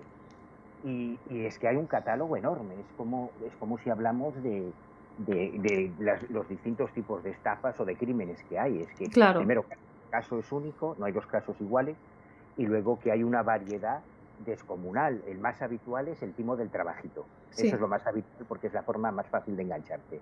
A ti te han echado del trabajo, o te ha dejado tu novio o tu novia, o tienes un problema de salud, lo que sea. Entonces tú vas al vidente y le dices, pues tengo este problema. Entonces el vidente lo que te va a decir es, te echa las cartas, te lee la bola de cristal, te saca el lichín, da igual, con cualquier sistema vale. Y te dice, amigo, claro, mira, tú es que tienes una envidia muy grande, ¿eh? Es que a ti te han hecho un trabajito. Te han hecho un trabajito, la mierda de mal de ojo, te han hecho un mal de ojo porque hay mucha envidia que te tienen, y entonces, esto está mal, ¿eh? Esto va a ir a peor, ¿eh? Esto va a ir a peor, a menos que hagamos otro trabajito para contrarrestarlo. Y entonces, claro, es cuando tú dices, bueno, ¿y cuánto cuesta eso? Ah, pues nada, esto te va a costar. Empiezan por una cosa pequeña, igual te cobran, bueno, pues tenemos que hacer una limpia, o tenemos que hacer una invocación a Tsu, o tenemos que, lo que sea. Y igual te cobran 50, 100 euros. Como tu problema no se soluciona, porque tú ya no haces nada, esperando que te lo va a solucionar el brujo, el problema sigue. Entonces tú vuelves al cabo de 15 días, oiga, que sigo igual. Claro, claro, uy, no, es que el trabajito que te hicieron, cuidado, mucho más fuerte de lo que yo pensaba, uy, uy, uy, uy. Y tú es que tienes mucha envidia, hay que hacer un trabajo mayor, y entonces ya son 300 euros, o 1000, o 2000, hasta donde tú quieras pagar, y te sacan la vida. Porque en cuanto empiezas a pagar, como no sí, se soluciona nada, pues ya es hasta donde tú aguantes. Este es el más habitual. Luego hay un tipo de personaje que yo no tenía ni idea de que existían hasta que empecé esta investigación, que son los videntes nómadas. Que flipé. Estos son buenísimos. Estos son unos golfos que van peregrinando, o sea, imagínate que yo estuve persiguiendo a alguno por media España hasta Portugal, porque el cabrón llegaba a una ciudad, ¿no? Pues donde tú estés o donde esté yo. Él llega a la ciudad y alquila una habitación de hotel o un local, y pone prensa, o sea, pone anuncios en la prensa local, en el periódico de tu ciudad, o imprime unas octavillas de estas que te dan al salir del metro o que te dejan en el parabrisas del coche. Vidente macumba nigeriano, gran poderoso, que lo cura todo, cura el cáncer, el SIDA, el COVID, te lee las manos, los pies y el ojo del culo. O sea, lo hacen, tienen unos poderes de la hostia. Y además, y aquí está la clave, te garantizan los resultados, y si no, no cobran. Hostia, Madre mía. claro, dicen eso y dices, joder, esto es lo que yo querría en el mundo real, que yo vaya al mecánico y si no me arregla el coche no cobra. y que yo vaya al médico y si no me cura no cobra. Y digo, ya, pues perfecto. ¿Dónde está el truco? En que tú llegas a la consulta y el brujo pirujo este te dice lo mismo, ¿no? Hay que hacerte un trabajito de magia, pues tienes una envidia, pero mira, yo te garantizo que lo que yo te voy a hacer en una sola sesión va a hacer que tu novio o que tu novia vuelva contigo, va a hacer que se te cure la enfermedad, va a hacer que te salga un trabajo de ejecutivo, de banca, que te vas a hacer millonario. Y si no funciona, tú no me pagas. Y dices, pues ya, perfecto, ya está. Claro, pero como esto tiene unos gastos, lo que me decías antes, claro, porque hay que comprar unos productos, hay que matar un gallo, la energía, tengo que comprarme las pilas para meterme por ahí. Pues claro, tú solamente me pagas la mitad ahora y la otra mitad cuando se haya resuelto el problema. Y si no se resuelve, no me pagas. Y aquí te espero. Y dices, ya, perfecto. Entonces, claro, es cuando te dicen, no, mira, es que esto te va a costar 2.000 euros, pero solo me das la mitad ahora, la otra mitad cuando se solucione.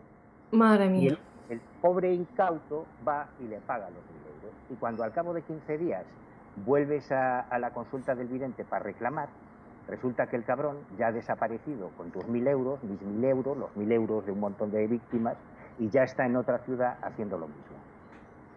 Qué Por eso barbaridad. llamamos videntes nómadas, porque ahora persíguelo, ahora a ver dónde lo encuentras, porque van rotando por todo el país. Esto además tiene una variante en los últimos años, yo lo detecté no hace mucho, que ya entramos dentro del crimen organizado, porque ahora ya no son solo un vidente. Ahora hay auténticas bandas de crimen organizado, de delincuentes, que lo organizan de la siguiente manera. Llegan a una ciudad y uno de ellos pone un anuncio de tarot, otro de bola de cristal, otro de astrólogo, otro de curador, otro de curandero, otro de guía espiritual, de lo que sea. Entonces, cuando la víctima llega al primero de ellos, pues le echa las cartas y le cobra, claro, le cobra la consulta y le dice, uy, no, aquí hay un trabajito muy duro, pero mira, esto ya a mí me excede, te voy a mandar un astrólogo de confianza para que él te confirme si hay que hacer el trabajito o no. Entonces te vas al cómplice, le vuelves a pagar.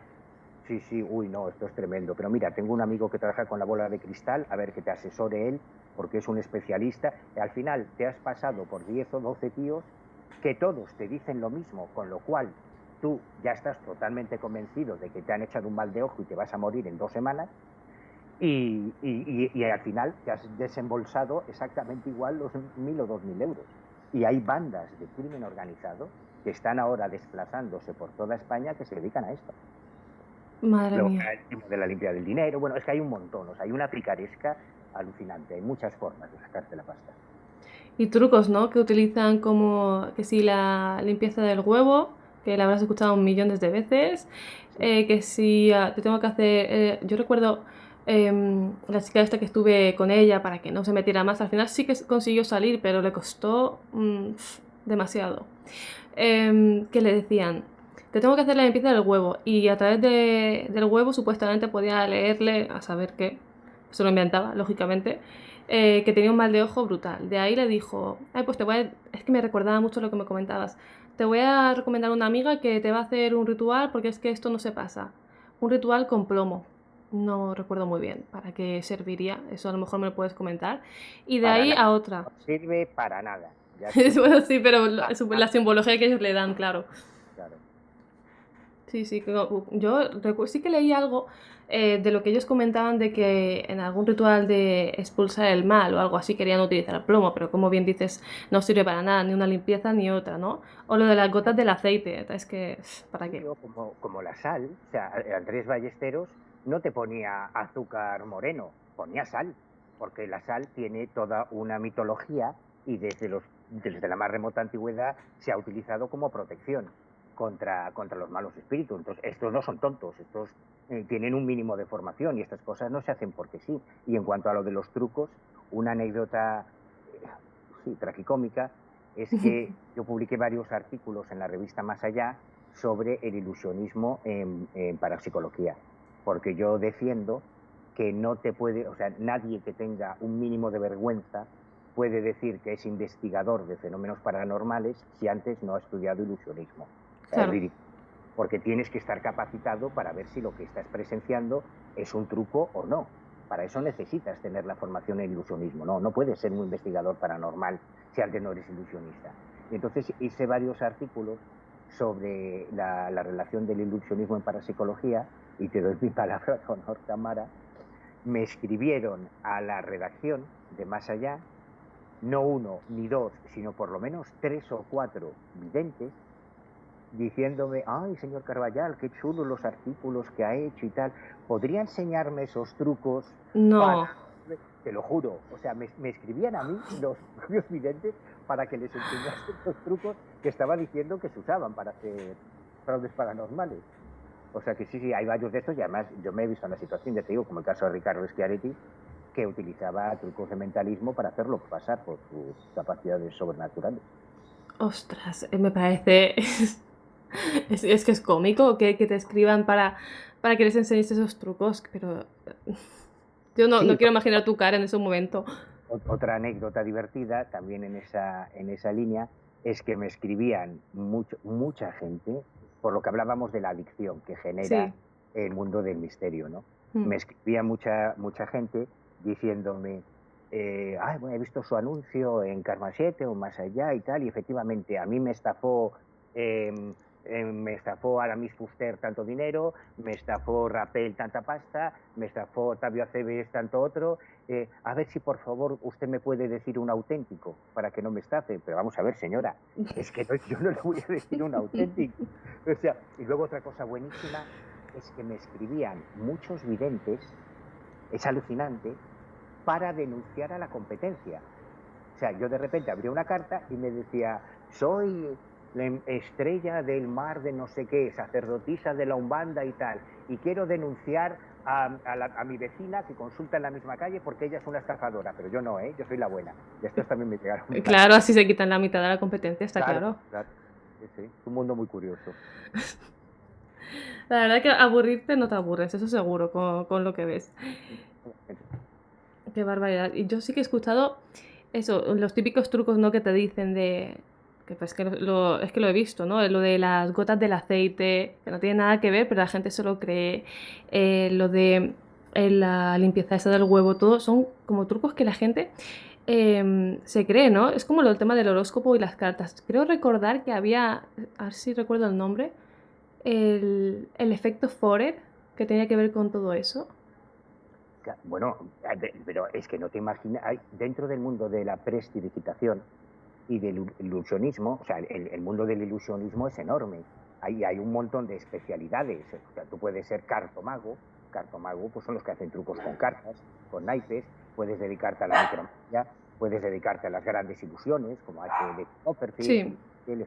o puedes dedicarte a... O sea, hay un montón de especialidades. Y hay una que se llama mentalismo. Y el mentalismo es una disciplina que imita o reproduce los supuestos poderes paranormales y nació en los tiempos de Harry Houdini, cuando surgió el espiritismo en la Europa de principios del siglo pasado. Entonces, a través de las técnicas de mentalismo, tú puedes hacer absolutamente cualquier cosa. Tú puedes mover cosas a distancia, puedes leer la mente, hacer que te la lean a ti, puedes materializar espíritus. Yo tengo un gran amigo, que es Luis Boyano, que es un mago extraordinario, es un ilusionista y un mentalista espectacular, y él ahora, en estos momentos, o sea, a fecha de hoy, en Madrid, tiene un espectáculo que es el espectáculo de la cabina espírita, de la cabina espiritista, la misma cabina que utilizaban los mediums espiritistas del siglo pasado, pues él está reproduciendo todo lo que eran aquellas sesiones espiritistas, y cualquiera que vaya a Madrid, que le apetezca ver cómo funcionaba el espiritismo clásico el siglo pasado, pues ahora tiene la oportunidad, es el único ilusionista que hoy por hoy en España ha resucitado la cabina espiritista, porque Juan Tamariz había hecho alguna cosa hace unos años, pero él ya no lo hace. O sea que sí, que a través del mentalismo tú puedes hacer cualquier tipo de prodigio que el que lo ve, sobre todo si es en un contexto de misterio, si es en un contexto esotérico, va a jurar y perjurar. Tú le puedes poner un detector de mentiras y va a salir que el tío está diciendo la verdad. Y además yo ahí tengo otras anécdotas muy divertidas. Yo durante muchos años me he dedicado a hacer demostraciones Sí. de ilusionismo en congresos de misterio y siempre, siempre, siempre, ni una sola vez no ha pasado que al final se me acerque alguien y me diga, hombre, señor Carballal, enhorabuena, yo le sigo hace muchos años pero esto que ha hecho usted, no me negará que tiene poderes, ¿no? No me lo haga ilusionismo, que no, no, no, usted tiene poderes. Que no, señora, de verdad, que estos son trucos de ilusionismo, que no, no, no, no, no, y que no se lo quieren creer. Y entonces cuando le dices cómo lo hace, se cabrean, porque dicen, claro, es que así cualquiera. Pues claro, señora, así cualquiera, por eso hay que saber los trucos, claro que así cualquiera. Pero sí, sí, tenemos tanta necesidad de creer que es que se lo ponemos muy fácil. Es que Madre mía, pero claro, es que, y en el momento en que tú le explicas a alguien, pues mira, señora, esto tiene esta explicación, esto es ilusionismo, o en la investigación paranormal, pues yo qué sé, en un caso de casas encantadas, pues mira, eso se ha movido por esto otro, por el motivo que sea. No se lo creen, o no quieren creérselo y siguen, a pesar de la explicación, pensando que es algo paranormal, ¿no? Es decir, no quieren escuchar esa verdad. ¿Por qué hay en este tipo de, en el misterio, los testigos acaban como, no sé, como apartando la explicación racional? Porque yo intuyo que, claro, tú quieres creer que lo que has visto es real, pero si alguien viene y te dice, pues esto tiene esta explicación, ¿por qué son tan reacios a creerlo? no, no todos, ¿eh? Los testigos sinceros que realmente lo que Sí, quieren es la verdad, si tú encuentras una explicación, que no siempre la encuentras, claro. están agradecidos. Oye, pues mira, ya dejo de obsesionarme por este tema, fíjate qué tontería, pues que queda una anécdota para contar en las reuniones familiares. Pero hay otros que creer que han vivido, que han protagonizado una experiencia paranormal o sobrenatural o ovni, les hace sentirse especiales, les hace sentirse elegidos. Mira, esto me ha pasado a mí y no le ha pasado a nadie más. Oye, espérate, hay millones de personas en todo el mundo que han visto ovnis. O sea, Ujú. no, esto no te hace ser especial. Y hay millones, de hecho yo diría que todo el mundo ha vivido alguna vez en su vida alguna experiencia extraña, un sueño premonitorio, una intuición de algo que va a ocurrir, ver una luz en el cielo que no sabes lo que es, que eso le ha pasado a todo el mundo. Pero te puede hacer sentirte especial, diferente, y que entonces venga alguien a decirte, oye, pues mira, que es que esto tiene una explicación, que no es lo que tú crees, que esto ocurrió por... Mira la que le montaron a David Cuevas por decirlo del caso Vallecas, Sí, se le lió. Pues pero bien liada, o sea. sí, sí, pero muy bien liada. Claro, porque yo estoy harto de repetirlo, es que a la mayoría de la gente no le interesa la verdad. Le interesan historias fascinantes, le interesan historias extraordinarias que les permitan mantener sus prejuicios y que les permitan mantener sus creencias, no la verdad. Claro, la parte positiva es que sí que hay testigos que son un poco más racionales y que le das la solución y siguen con sus vidas, no les deja de afectarles, ¿no? Porque al final, a nivel psicológico, el estar obsesionado porque crees que algo pasa en tu casa o que has llegado a ver algo, pues evidentemente esto es una ayuda, ¿no? El extra de fuera que el poder seguir con tu vida. Pero esa otra parte a la que yo me refería de personas que no quieren, bueno, creer la verdad, ¿no? La solución, sí que es verdad que tiene que ver con esa notoriedad, ¿no? Eso de ser único y quizás es eso lo que les impide ver, ¿no? Pero me parece un poco intenso, pero es que al final la verdad, pues como bien dices, no interesa a mucha gente, ¿no? Pero es que es necesaria precisamente para que mucha gente no caiga en obsesiones, en, en fraudes, en estafas, como hemos estado comentando. Y luego otra cosa que también me llama poderosamente la atención es el tema de la Ouija, ¿no? Es decir, otro tema que podría dar para otro programa entero incluso, pero que yo recuerdo muchas amigas mías que practicaban la Ouija y que llegaban a tener noches horribles, meses, llegaban a pensar que realmente algo les había seguido a casa.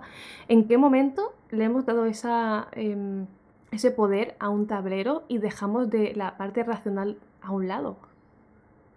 Pues te podría dar la fecha exacta. El día después, es que no recuerdo el día en que se estrenó la película El Exorcista, Oh, pero pongamos que fue el 7 de mayo de 1975, por decir algo. sí, Hasta ese día, hasta ese día, la Ouija siempre fue lo único que es un juego de mesa. sí. Como se vendía, como se patentó, como se comercializó en las jugueterías en Estados Unidos y como ha sido siempre. hasta tal punto que hoy la Ouija es recomendada por neurólogos que tratan a niños autistas. O sea, fíjate lo que te estoy diciendo. Madre mía. Médicos recomiendan usar la Ouija en determinados casos de autismo porque saben perfectamente lo que es, una forma de acceder al inconsciente. Y no hubo ningún problema, no hubo ningún caso de suicidio, no hubo, como el demonio no se había enterado hasta que vio la película de que podía usar la Ouija, pues hasta que se estrenó El Exorcista y el director decidió meter en el guión de la película el tema de que la niña jugaba a la Ouija, porque es algo muy fácil para echarle más dramatismo al caso de la posesión de Regan en El Exorcista, Sí. que está basada en un caso real en el que no había Ouija por ningún lado. Pues hasta que se estrenó la película no había ningún problema con la Ouija. Cuando se estrena El Exorcista, que ya de por sí es terrorífica, o sea, es una peli muy heavy, Sí. muy dura, pues ya empezaron todo el mundo a ver al demonio en la Ouija o en cualquier otra expresión del efecto idiomotor. Porque hay un montón de disciplinas, hay un montón de prácticas, digamos, pseudo paranormales que se basan en el mismo efecto idiomotor, que son esos micromovimientos musculares inconscientes que no controlamos y que son los que permiten que se haga la escritura automática, que se mueva el péndulo de la radiestesia, que se haga el cumberlandismo, que además están en todas las culturas, porque nosotros conocemos el contexto judio-cristiano, pero existen variantes de la Ouija en China, en Japón, en África, en un montón de lugares donde se utiliza el mismo efecto idiomotor, que tiene un negro, igual que tiene un chino, como tiene un blanco. Sí, O sea, sí. todos los que tenemos terminaciones nerviosas, pues podemos producir ese efecto idiomotor. Entonces, desde el punto de vista médico y neurológico, no hay nada raro. Otra cosa es que una persona sugestionable pueda obsesionarse con la práctica de la Ouija, o en el caso de mi madrina fue la escritura automática y terminó suicidándose, o sea, ahí no había Ouija, fue la psicografía, Sí. y entonces se convierta en algo perjudicial, pero es exactamente igual que comprarte un juego de mesa de estos del bingo y jugar al bingo con tu familia en la cena de Nochebuena, y otra cosa es que te hagas adicto a las tragaperras, que te conviertas en un ludópata y que termines suicidándote porque te has ventilado en tragaperras toda la herencia familiar. Claro. La tragaperras no ha hecho nada. La tragaperras es una máquina que tienes ahí en la cafetería al lado del grifo de cerveza, que no te va a perseguir, que no te va a hacer nada si tú no metes la monedita. Pues esto es exactamente igual, depende cómo tú utilices la Ouija o cualquier otra herramienta. Claro, pero yo he intentado explicar cuando muchas personas pues siempre me dicen que hable de la Ouija, que cuente casos. Y claro, yo siempre explico esa parte del efecto idiomotor, ¿no? Incluso de la propia histeria colectiva, ese término que se ha utilizado muchísimo. Pero claro, es como que esa parte hace que desconecten y ya no les interesa escuchar más Claro. cuando les explicas de dónde viene, ¿no? Tanto la psicografía, la radiestesia también, es decir, que es que todo va por el mismo origen, ¿no? Y claro, luego relacionamos la Ouija con suicidios, como bien comentabas con tu madrina, que sí que ese caso lo leí en tu libro de los peligros del ocultismo, más en profundidad. ¿Cuándo llega o sea, ese punto de quitarte esta racionalidad, ¿no? O sea, ese pensamiento racional, mejor dicho, que esa desconexión, ¿cómo es posible, no? Yo recuerdo un caso, no sé si lo conocerás, es del año 2014 en Argentina. Allí creo que lo llaman el juego de la copa, a la Ouija. Y empezaron a encontrar alrededor de una finca, que creo que se llama La Milagrosa o algo así, un nombre de ese estilo, a chicos que se habían colgado de un árbol de los alrededores. Una semana uno, a la semana siguiente otro, así hasta 5. Y claro, cuando hicieron las investigaciones oportunas para ver qué relación tenía, al parecer era un grupo de amigos que se habían reunido unas semanas atrás en esa misma finca y que habían aparecido uno a uno cada semana que se habían quitado la vida. Habían empezado a practicar la Ouija y cada vez que salía la inicial de uno de ellos, pues se quitaban la vida, ¿no? Hasta tal punto que encontraron a 2 más, pero los cogieron a tiempo antes de que se intentaran quitar la vida. Es decir, podrían haber sido 7 víctimas. Entonces yo me pregunto, ¿En qué momento un grupo de jóvenes en Argentina, de unos 15, 16 años, están practicando la Ouija a modo de entretenimiento, terminan pensando que cada vez que sale la inicial del nombre de cada uno de ellos, tienen que quitarse la vida y lo hacen? Pero, claro, mira, eso, ahí la única lectura que hay es la victimológica. La victimología es la parte de la criminología que estudia el perfil de la víctima y todo lo relacionado con la víctima. Y ahí lo que hay que hacer es un estudio victimológico de quiénes eran esas personas. Yo de entrada no creo que fuese así. Ujú. Creo que creo que habría que escarbar más. Y para eso, yo como solo me gusta hablar de los casos que yo he investigado, porque estoy harto de que me cuenten una versión de una historia, la leo en Sí, un libro, un programa, y cuando accedes a los documentos judiciales o a los atestados o a las diligencias policiales no tiene nada que ver. Porque una cosa es el relato de lo maravilloso y sí. otra cosa es en lo que está basado. Yo conozco muchos casos de suicidios, por desgracia, por prácticas o por adicciones paranormales, no solo el de mi madrina. De hecho, uno de los primeros grandes casos al que yo le dediqué mucho tiempo y mucho dinero fue el de los suicidas de Tarrasa, que es Sí. el primer caso de un suicidio colectivo en España. Y ellos también habían practicado la Ouija y la escritura automática, pero ellos creían que estaban en contacto con extraterrestres. Y esto es algo que además ahora pasa muchísimo por una razón súper sencilla. Porque cuando tú te pones a hacer la Ouija, y yo he hecho miles de veces la Ouija, harto estoy ya de hacer la Ouija, sobre todo si no es un grupo con el que hayas hecho muchas sesiones y haya esa compenetración entre los participantes, todos ponemos el dedito, se pone la vela, un ambiente misterioso, como si los espíritus fuesen alérgicos a la luz. O sea, tú no puedes hacer la Ouija en el patio de tu casa, ¿no? Se tiene que hacer ahí a oscuras, con unas velas de noche, a ser posible a medianoche. Es que, macho, lo pones muy fácil para la Sí. sugestión, que pones todo de tu parte. Bueno, pues cuando pones el dedito encima del vaso, al cabo de unos segundos empieza a moverse. Y siempre funciona, es como el péndulo. Tú cuelga, pon el codo sobre la mesa, cuelga un peso entre tu dedo índice y el dedo gordo suspendido y te garantizo que se va a mover. Puedes tardar 10 segundos o 3 minutos, pero al final se va a mover. Y entonces tú dices, bueno, pues si se mueve hacia la izquierda es sí, si se mueve hacia la izquierda es no. Y ya está, y tú puedes tener un diálogo con el péndulo, que lo estás moviendo tú, pero como se mueve y tú no eres consciente de que lo estés moviendo, la Ouija es igual. Pones el dedo encima de la copa y se empieza a mover. Y entonces, como somos unos genios, primera pregunta que haces, ¿estás aquí? ¿Hacia dónde crees que va a ir el vaso? Claro, No, efectivamente. claro, en cuanto ves que el vaso se mueve hacia el sí, coño, que está aquí. ¿Y quién eres? Y ya lo que te decía, si no hay mucha coordinación, pues empezará J41F2. J41F2. ¿Y eso qué es? Oh, pues a mí me suena a C3PO y a R2D2. ¿Eres extraterrestre? Sí, estás hablando con un extraterrestre. Y ya está, y no tiene más. Y a partir de ahí, hasta donde quieras llegar, hasta donde te lleve la imaginación. A menos que le preguntes, ¿eres el demonio? Claro, ¿qué va a decir? Pues sí. Claro. O sea que, si es que está de verdad súper estudiado, si es que no tiene mucho más recorrido. La Ouija va a ser un reflejo de lo que tú quieras. Sí, sí, sí. Claro, un grupo de chavales que lo que quieren es pasar un rato emocionante o quieren acojonar a la compañera que les gusta o tienen una previa patología, que esto también ocurre, que hay personas que tienen una patología previa y lo que va a hacer la práctica paranormal es sacarla como una explosión y además va a Claro. justificar todos los miedos y todas las paranoias que tú ya tengas. Te va a dar la justificación. De la peor manera posible. O sea, con el miedo, Claro. además.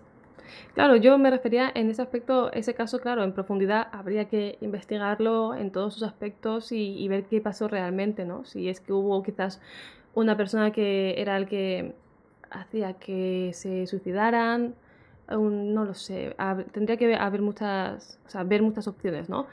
Pero claro, el hecho que se ha dado en muchos casos de que lleguen a una conclusión de ese estilo, de decir, si sale la letra T, tienes que suicidarte porque es tu inicial. Es decir, ese momento a nivel mental, ¿no?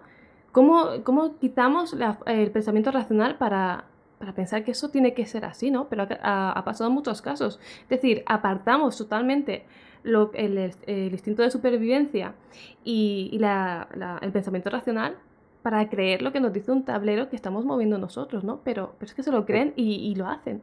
primero, Tamara, habría que ver si eso fue así. Claro, Porque tú acuérdate que en el caso Vallecas, todo el mundo te cuenta la historia diciendo, es que una niña que hizo una sesión de Ouija y después se murió. sí, claro. Hizo una sesión de Ouija y un año y medio después, se murió. O sea, a mí el otro día me pisó un callo Bruno Cardeñosa en La Rosa de los Vientos, y cuando yo me muera diré, es que a mí un día me pisó Bruno Cardeñosa y yo después me morí. Sí, pero pasaron 30 años, o Claro, 20, sean, ¿no? Entonces, a veces el problema está en el relato, en cómo nos cuentan las cosas. No es mentira decir que en el caso Vallecas la niña hizo la ouija y después se murió, pero claro, si te lo cuentan así, parece que fue al día siguiente, no un año y medio después. Por eso digo que en este tipo de casos yo prefiero tener los documentos oficiales, que ahí están las fechas, los nombres, dónde fue, qué ocurrió, si había antecedentes psiquiátricos o no, quiénes fueron los suicidas, que simplemente un relato. Porque, claro. por desgracia, en el mundo del misterio, casi todo lo que nos llega, yo hablo por mi experiencia, yo casi todo lo que me he leído durante muchos años, cuando me he ido a intentar comprobarlo personalmente, no es lo que me habían contado. Me habían vendido una burra. Porque parece que es necesario, y yo eso no lo entiendo, engordar las historias para hacerlas más llamativas, cuando yo pienso que la realidad siempre supera la ficción. Entonces, yo no quiero que me cuenten milongas, yo quiero la verdad, los hechos concretos, no hace falta que me los enriquezcan. Pero por desgracia, en el mundo del misterio estamos demasiado acostumbrados a que se engorden las historias para hacerlas más atractivas. Y como ahora hay esta competición de leaks, de likes, de me gusta, de suscriptores, de no sé qué, pues es un terreno muy peligroso. Por eso yo prefiero hablar de los casos que yo he investigado, y yo ahí me responsabilizo hasta del último dato. Claro, que eso es, al final, no sé por qué hay esa necesidad de que las noticias o los casos parezcan como más fuertes, ¿no? Y sobre todo en el ámbito del esoterismo de la Ouija, ¿no? Impacta demasiado, supongo que un poco para el tema de que la gente pinche la noticia y ya está, ¿no? Pero realmente los datos habría que verlos. Yo, claro, no conozco el caso al 100%, con lo cual también me genera dudas, ¿no? Me llama la atención que siempre está la Ouija como telón de fondo en muchos de estos casos, como el del caso Vallecas o lo de la cinta del exorcista que estábamos comentando, que en el caso real no hubo Ouija, pero lo meten como un elemento, ¿no? Pero solo aquí, solo en nuestro contexto. Es que tenemos siempre el mismo problema, que nos creemos que todo el planeta Tierra es de raza blanca y judio-cristiano, y habla español o inglés, y no es así. Hay en Asia, hay prácticas equivalentes a la Ouija, con una especie de cedazo, que exactamente igual que aquí es lo que hacen todos los chavales cuando tú te ves los vídeos de Urbex, Sí, de Indonesia. En Indonesia nadie lleva la Ouija, llevan sus herramientas, sus técnicas de contacto con el más allá, y no tienen nada que ver con la Ouija, y hay películas, como aquí se han hecho películas de la Ouija, hay novelas, hay toda una narrativa, pero con sus herramientas, que ni saben lo que es la Ouija, porque la Ouija es un invento de Estados Unidos y es algo que está en nuestro contexto. Y hay la misma fenomenología, porque lo único que tenemos en común todos los seres humanos es el cerebro, y por lo tanto nuestra necesidad de creer. Y allí no saben nada de la Ouija ni de la escritura automática, igual que nosotros aquí no tenemos ni idea de sus técnicas de contacto con el más allá, que te garantizo que son 1000 veces más espectaculares que la Ouija. Tú te ves una sesión con esta especie de palos que utilizan, hacen como una especie de X como una especie de bolígrafo en el centro, y escriben sobre... Es una mezcla de la Ouija y la escritura automática, pero también con varios participantes simultáneos a toda velocidad. Eso es espectacular. O sea, lo de la Ouija es una coña marinera comparado con lo que hace, con otras cosas que existen por ahí, ¿no? Pero claro, como estamos tan encerrados en nuestro barrio, que es el judio-cristianismo occidental, siempre nos pensamos que esto es la leche y que es el no va más. Y no, el mundo es muy grande, hay personas con otras tradiciones que en el fondo buscan exactamente lo mismo que nosotros. y tienen las mismas ilusiones, las mismas esperanzas, que exista vida después de la muerte, que existan los extraterrestres, pero que tienen otras técnicas de contacto con esos supuestos extraterrestres o con ese más allá. Claro, y verdaderamente eso para ellos será lo adecuado, ¿no? Para ese contacto con el más allá, y aquí, pues, lo vemos de otra manera, ¿no? Claro, pero porque somos muy provincianos y nos creemos que tenemos toda la verdad, y lo bueno que tiene viajar es que de repente llegas a otros lugares, a otras tradiciones, a otras culturas, con personas que pueden ser tan buenas o tan malas como nosotros, que no por ser de un país exótico van a ser mejores ni peores, simplemente son otras personas. Sí. Y entonces te llevas una buena lección de humildad al darte cuenta de que tú has nacido de pura casualidad en un país que fue el que te tocó por suerte, y si hubieses nacido en otro continente o en otra cultura, tendrías otro nombre, tendrías otra forma de entender el más allá, tendrías otras creencias. Y una pregunta que te quería hacer, ¿cómo te iniciaste en la investigación de fraudes paranormales? Pues descubriendo fraudes. Descubriendo No, fraudes. sí, no, yo empecé vamos, yo no me recuerdo, no tengo ningún recuerdo que no sea interesado en el mundo del misterio, de lo sobrenatural, primero por la religión, porque quería ser cura, y todo lo que me interesaba era todo lo que tuviera que ver con la vida de los santos y los milagros y los fenómenos místicos. Y luego ya cuando empiezas a investigar, yo desde siempre me ha interesado sobre todo trabajar sobre el terreno, conocer a los testigos cara a cara, visitar los lugares, no que me lo contasen. Ujú. Y cuando empiezas a hacer trabajo de campo, pues descubres que hay casos que no puedes explicar, y hay casos que son una tomadura de pelo y que son un engaño. Y en el último cuaderno de campo que publiqué, el de las meigas gallegas, que es el 9, Ujú. ahí, de la misma forma en que yo me comprometo dedicando un capítulo a cada una con nombre, apellido y foto de las meigas gallegas que yo considero auténticas, pues también dedico un capítulo con nombre, apellido y foto a las meigas gallegas que yo considero un fraude. Y la primera experiencia en ese sentido fue el caso de Paula dos Anjos, que era una supuesta meiga que consultaba en La Coruña, en los años 80, hablo de los años 80, y fue la primera vez que yo me vi involucrado en la investigación de un caso de fraude de este tipo, colaborando con el fiscal que llevaba la acusación particular, entrevistando a las víctimas, localizamos a una colaboradora que me puso una denuncia, por cierto, me llevó a juicio, y esa fue la primera vez, allá por los años 80, que yo recuerde ahora, ¿eh? Y, y claro, de ahí empiezas a seguir investigando y a encontrarte con más casos, ¿no? Algunos de fraude, supongo que la mayoría, pero ¿te has encontrado algún caso que te haga dudar a día de hoy, que no sabrías decir si hay fraude o no? Algo que creas que a día de hoy no tiene explicación. Sí, sí, pues montones, muchos, pero también los publicamos en el Ojo Crítico. Es Claro. que el Ojo Crítico no solo es una revista sobre fraudes, es una revista de investigación. Entonces, publicamos igualmente los casos a los que no hemos encontrado explicación que los casos que hemos resuelto. Exactamente igual que ocurre en el ámbito del crimen o del delito. Hay muchos crímenes que no se han solucionado. El crimen existe, pues no se ha encontrado el culpable. Y cuando se encuentra el culpable, pues se le detiene, se le procesa y se le condena. Pues en esto es más o menos igual. El problema es que cuando no conseguimos resolver un caso, no significa necesariamente que no tenga una explicación, significa que Exactamente. no la hemos encontrado.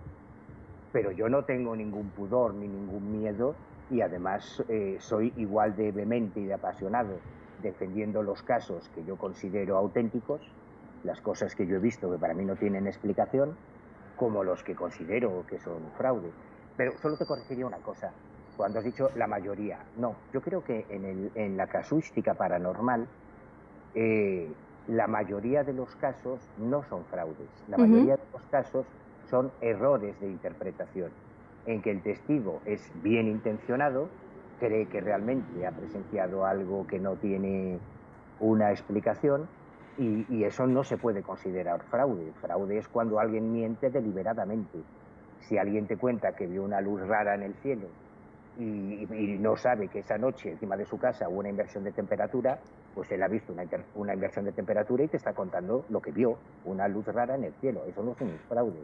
Eso es un caso que se puede explicar, pero no significa que sea un fraude.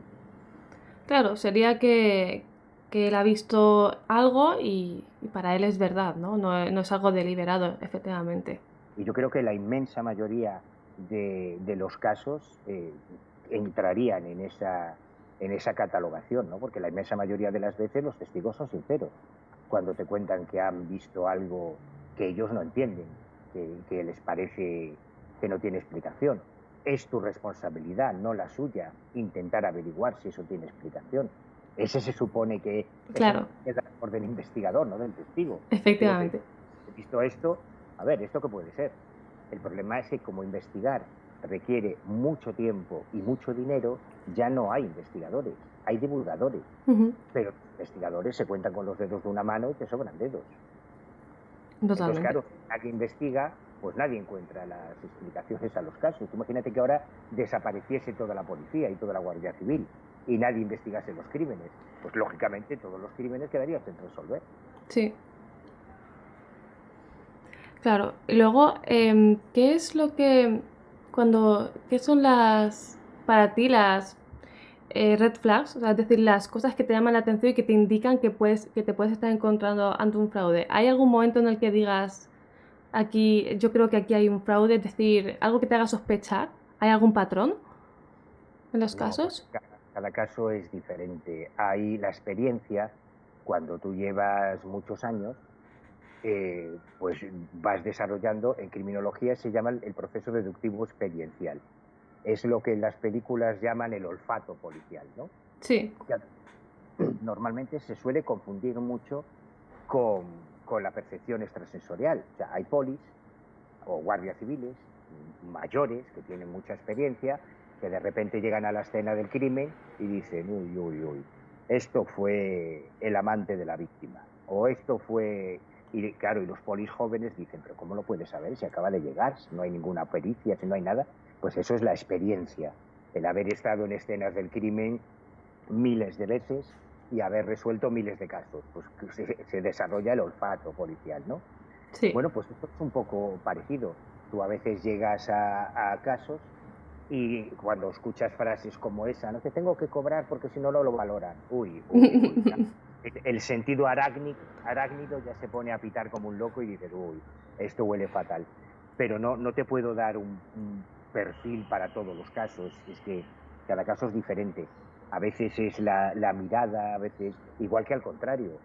A veces ves que, joder, que el testigo se emociona y conste que yo tengo experiencias con testigos que se me han puesto a llorar y que luego todo era un fraude. El Ostras. caso TAT, por ejemplo, que es muy impactante, ¿no? Un poltergeist espectacular. Yo llego a la casa unos segundos después, todos los muebles patas arriba, me acuerdo un bote de ketchup que había salido volando, en teoría, desde la cocina y había impactado contra la pared de enfrente y tal, testigo llorando, ay, no me dejes solo, y al final todo era un fraude. Pero eso es excepcional, ¿eh? Eso, vamos, solo podría recordar este caso, en este sentido. ¿Con qué Con lo cual, motivo? O sea, ¿con qué motivo hacía eso? ¿Cuál era su motivación? pues que fueron 2 años de investigación, una historia súper larga. En Traficantes de Ilusiones es el último caso. Sí. Lo dejo acá de Traficantes de Ilusiones. Pues que él sabía que le iban a echar de la empresa, él estaba en una aseguradora muy famosa, de comercial, de ventas en la aseguradora, le iba a terminar el contrato, sabía que no le iban a renovar y quería convertirse en psicópata, en Madre mía. convertirse en profesional. Entonces lo estuvo preparando muy bien durante varios meses, nos tuvo locos.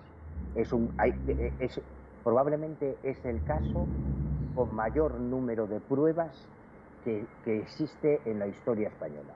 Porque el tío tenía filmaciones, tenía fotografías, tenía grabaciones, tenía, que esto es único en la historia del fenómeno abducción, tenía la abducción grabada en vivo. Madre Yo le, mía. yo le di, como todos los fenómenos se estaban produciendo en tiempo real, yo le pasé una cámara de fotos mía, trucada, digamos, que yo le había puesto lacre en la tapa, era todavía una cámara de carrete, y había rebobinado el negativo para hacer 2 fotos de control, con lo cual cuando me diese el negativo, si el negativo se había cambiado y no era el que yo había puesto, pues ya veríamos, ¿no?, el truco. Y le pasé una grabadora mía, una grabadora de estas de cinta cassette. Sí. Entonces, cada vez que ocurría algo, yo le pedía que tomase fotos y que grabase, y el tío lo hacía. Y hay una grabación muy espectacular que, si cualquiera de los oyentes busca el caso Daro en iVoox o en Google, ahí tiene toda la historia con todos los documentos sonoros, que son muy espectaculares. Y en una fecha en concreto, creo que fue en marzo, me llama a las 8 de la mañana, porque yo sí le había dicho que a cualquier hora del día o de la noche que pasase algo, que me avisase, a las 8 o 7 de la mañana. Me llama que por favor baje, que me tiene que contar algo, y me cuenta que volviendo en un viaje, creo recordar que era entre Orense y La Coruña, se había puesto un objeto sobre su coche. Él tenía un coche de estos que tiene techo solar, que tiene como una ventanilla encima, con lo cual al levantar la cabeza veía la panza del objeto, ¿no? Y entonces coge la grabadora y graba todo lo que ocurre, y se escucha a él pegando gritos, está encima del coche, se oye un sonido pulsante, que en teoría era el motor del OVNI. Bueno, una pasada, o sea, esto lo pide Iker Jiménez y te hace una temporada entera. De todas las pruebas que tenía, es que, claro, es un caso de largo recorrido, porque ya te digo que fueron 2 años la investigación. Tú imagínate que Sixto Paz, cuando cuenta que él entró en una nave y lo llevaron a Ganímedes, que se hubiera llevado una grabadora y que tú escuchases la conversación de Sixto Paz con Oxal, con el extraterrestre, y los dos hablando. Yo esto lo tengo, esto se grabó en el caso Daro. A este nivel llegaba la espectacularidad, y las filmaciones en vídeo, las fotografías, bueno, es una pasada la historia. Increíble. O sea, durante 2 años el fraude. Increíble hasta qué punto se puede alargar el fraude para esa notoriedad, es que es una barbaridad. Mira, Humo fueron 30 años, es bastante tiene el recorrido. Ese fue peor todavía. Sí. Madre mía, yo aquí en Alicante hace muchos años, en Elda, hubo un caso de poltergeist que se daba como uno de los que sí que era verdad, que además, bueno, resulta que era una familia que vivía con 2 niñas que vivían con la abuela. Y los padres estaban divorciados, estaban pasando por una mala época. Imagínate hasta tal punto para llamar la atención, que eso también pasa en muchos casos de fraude, ¿no?, de supuestos poltergeist o actividad paranormal, que ellas mismas, claro, se encontraron, los investigadores que fueron allí se encontraron las mesas que se daban la vuelta, el cristal roto, todo tirado, y nunca pasaba nada delante de los investigadores. Siempre pasaba cuando se quedaban solas, ¿no? Ellas decían que era porque el fenómeno les, entre comillas, atacaba, ¿no?, cuando estaban solas las niñas y cuando estaban ellas en la casa, ¿no? Y resulta que eran ellas que le daban la vuelta a los muebles, los rompían y todo cuando la abuela no estaba. Imagínate la atención por parte de su abuela para proteger a las nietas, ¿no? Pues es que esto se ha dado en muchos casos, que es que se acaba alargando el fenómeno por algún motivo, y muchas veces es el caso y el afecto, ¿no?, en muchas ocasiones. Claro, yo recuerdo casos súper gráficos de que el detonante del poltergeist o de la supuesta actividad paranormal era el divorcio de los padres. Madre mía. Recuerdo un caso precioso en Cáceres, que los padres se divorcian y empieza un poltergeist a lo bestia. Ríete tú, Vallecas. En la casa claro, la niña se había quedado con la madre, ¿no? Como suele ocurrir cuando el padre no quiere la custodia. Sí. Entonces, claro, como cuando se producían los poltergeists, a la niña hasta hubo que ingresarla en el hospital de Cáceres, me acuerdo, porque en teoría el fantasma la lesionaba. Claro, en cuanto el padre volvía, preocupado, porque joder, que mi niña, en cuanto el padre volvía, se acababa la actividad paranormal. El padre volvía a marcharse, claro, después de unos días, ya iba a rehacer su vida, volvía a la actividad.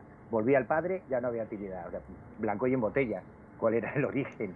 Madre mía. Tampoco quiero dejar una sensación de que todo es mentira, de que todo es... No, claro.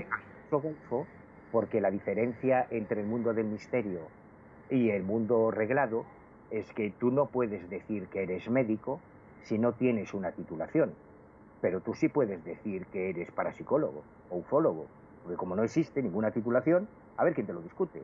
Yo ahora me voy al Corte Inglés, me compro un tarot, pongo un anuncio en La Voz de Galicia y Manolito Carballal, vidente, te leo el futuro, y a ver quién me discute que es vidente.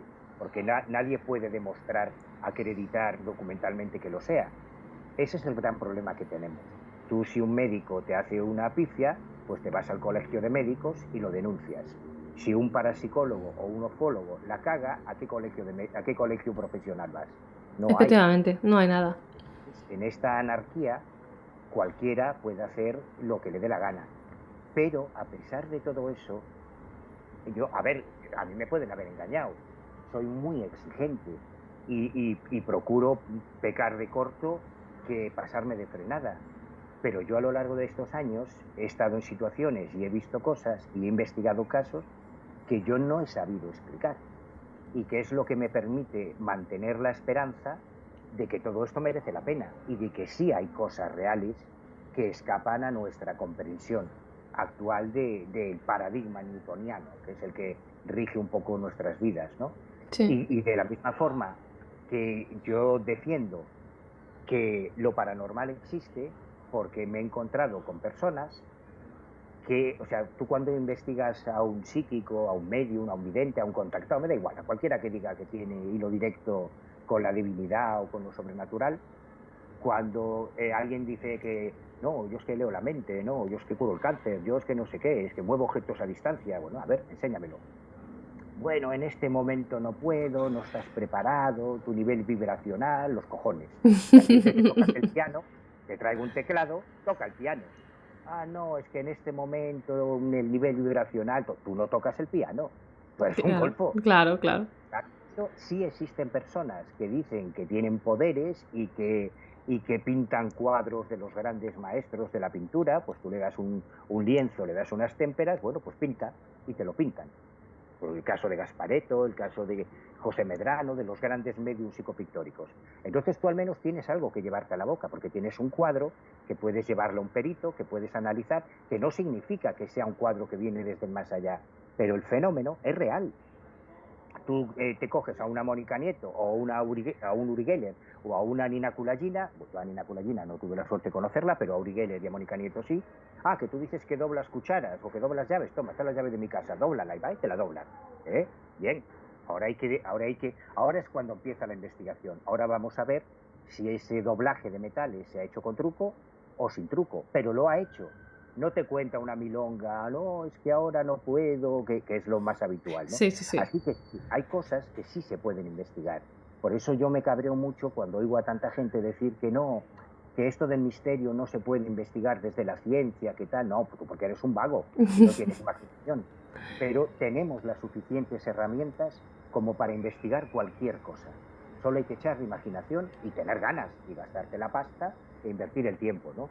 Pero cuando alguien te diga, no, es que esto de lo paranormal no se puede investigar porque escapa al control científico, te está mintiendo. Y puede estarte mintiendo porque es un ignorante o porque tiene algún interés en que no quieras averiguar las cosas desde una perspectiva racional.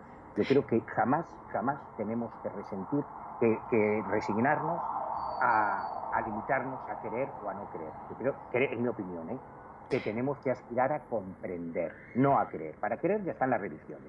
Entonces, hazte budista, hazte Hare Krishna, hazte mormón, ya crees en lo que quieras. Si lo que queremos es hacer ciencia y avanzar en el conocimiento, tenemos que utilizar el método científico y se puede hacer, de verdad. Hay que echar la imaginación, pero se puede hacer.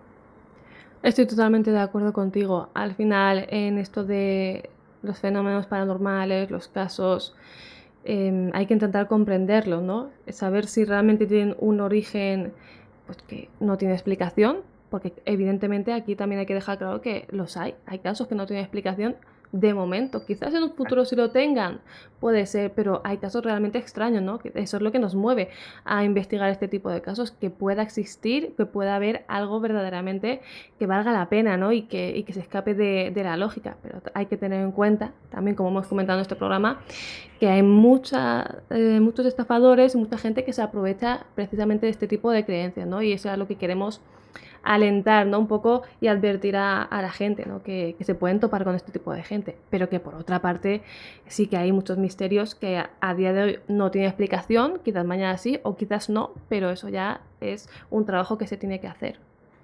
Pero no estigmaticemos el mundo del misterio. Por supuesto, es Claro, tal como has dicho, es exactamente así, pero probablemente en el mundo del misterio hay muchos menos golfos que en el mundo de la banca, en el mundo de la política, en el mundo de las farmacéuticas. Dicen que hay políticos honrados y políticos Claro. terratenientes. Yo una vez vi una foto de uno, pero la analizamos y estaba trucada. Pero bueno, seguramente habrá alguno, pero como son campos en los que se mueve muchísimo más dinero, infinitamente más dinero que en el mundo del misterio, la cantidad de golfos y de aspirantes a golfos es mucho mayor. Así que es fácil satanizar el mundo del misterio por su lado menos amable, que es pues que hay mucha picaresca, que hay mucho engaño, pero repito, en cualquiera de los campos de la sociedad en los que convivimos hay muchísima más corrupción y muchísimos más engaños que en el mundo del misterio. Claro, evidentemente, a cuanto más gente esté metida en cualquier tipo de ámbito, más cantidad, ¿no?, de este tipo de gente, ¿no? Pero bueno, al final estamos siempre hablando del mundo del misterio porque es el que nos toca un poco, pero es verdad que cualquier ámbito tiene problemas de envidias, como ha ocurrido en el mundo del misterio, de gente que se aprovecha, en todo tipo de ámbitos, ¿no? Pero quizás en el misterio a veces con el tema de las ilusiones y del propio miedo, ¿no?, con el que se juega, a veces resulta un poco más cruel, ¿no? Pero no es diferente, ¿no?, tampoco de otros ámbitos. Yo no sé mucho, pero en el campo de la criminología, en el campo del derecho, que es de donde yo vengo, te puedo asegurar que es muchísimo, muchísimo peor. Porque además en el campo criminológico hay gente que va con pistola. Claro. Y en España se han dado situaciones en que en un operativo, por ejemplo, en la historia de ETA, un grupo de guardias civiles y un grupo de policías nacionales en el País Vasco han terminado a tiros entre ellos. Porque como nadie comparte la información, digan lo que digan, es mentira, lo que diga el ministro de Interior me la pela, igual no hay colaboración Sí. porque tú eres guardia civil y yo soy policía nacional y estamos investigando al mismo terrorista islamista, el que lo detenga es el que se lleva la medalla. Pero yo no quiero que lo detengas tú, ya lo detengo yo si acaso y luego te cuento. Así que no es verdad que haya colaboración. Y claro, ha habido casos terribles, ¿no?, extremos, en que están en una vigilancia de un piso de ETA. Oye, ¿y aquellos del coche quiénes son? No, pues no sé, pues identifíquese, ¿no? Identifíquese usted, uno saca la pistola, el otro también, se lían a tiros. Tú imagínate esto en el mundo del misterio, es la hostia, ¿no? Pasamos a tiros por un canal de YouTube o por un caso.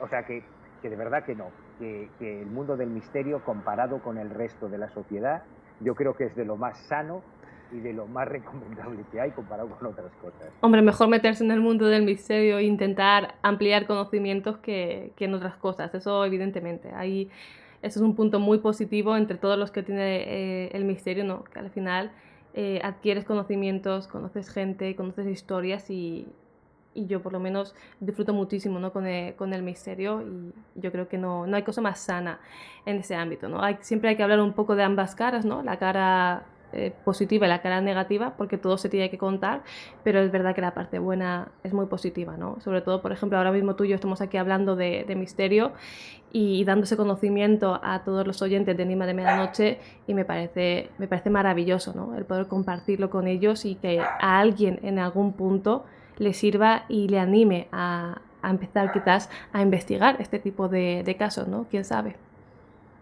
Yo siempre lo recomiendo, de verdad, porque yo creo que no existe campo más enriquecedor intelectualmente que investigar el mundo de las anomalías, porque te obliga a aprender de todo. O sea, y además yo tengo un recuerdo muy entrañable de toda mi infancia y toda mi adolescencia, siendo el friki del barrio que buscaba ovnis y hacía psicofonía, y gracias a eso pues ni caí en temas de drogas, ni me metí en follones, y tanto yo como todos mis coleguitas del grupo que teníamos montado en nuestra juventud, tuvimos una infancia de lo más rica, aprendimos un montón de cosas, conocimos un montón de personas extraordinarias, teníamos unas inquietudes que no tenía ningún otro colega del barrio.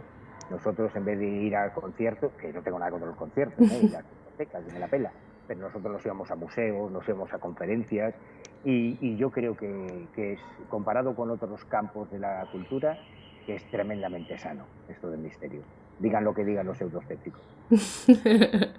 Estoy totalmente de acuerdo. Por la parte que me toca, yo creo que al final es algo maravilloso y yo también, toda la vida leyendo libros de misterio, revistas, cuando todavía estaba Enigmas, yo siempre he estado muy apasionada por estos temas. Con los años, al final, me puse a escribir en un blog, para mí súper humilde, y al final ha tenido mucha cabida, ¿no? Con los seguidores que tengo. Sigo escribiendo y es algo que me apasiona, ¿no? Y me parece muy sano. La escritura, el leer sobre estos temas te enriquece muchísimo, y yo creo que solo me ha aportado cosas positivas y principalmente conocimiento, ¿no? Tanto de personas como en sí del contenido, ¿no?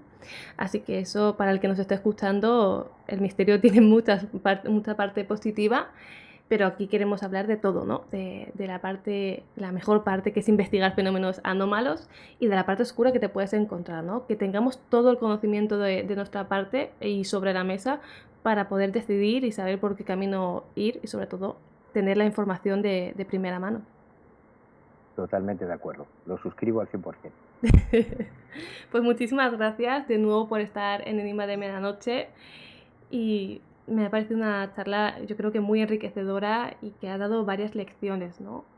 Yo la primera, por escuchar, que me apasiona, y sobre el mundo de todo eso, ¿no? De lo que nos podemos encontrar, y un poco, creo que hemos arrojado un poco de luz, bueno, has arrojado un poco de luz para el que se pueda enfrentar, ¿no? Al tema de las estafas esotéricas, de la investigación paranormal, lo que hay detrás, ¿no? Que muchas veces no se cuenta, que el investigador, los gastos corren de su cuenta, el esfuerzo, el tiempo, todo eso sale del bolsillo, del corazón, pero nada más, ¿no? Y esa es, sobre todo, es la pasión, ¿no? Y el entusiasmo, que es lo que nos mueve por saber un poco más.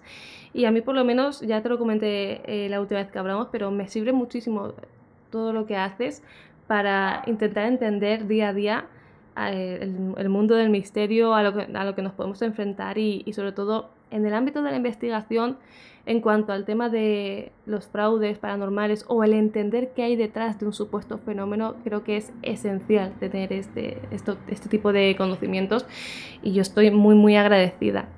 Así que muchísimas gracias de verdad por estar de nuevo en Enigma de Medianoche. Nada, al contrario, gracias a ti por la invitación, es un placer. Mil gracias.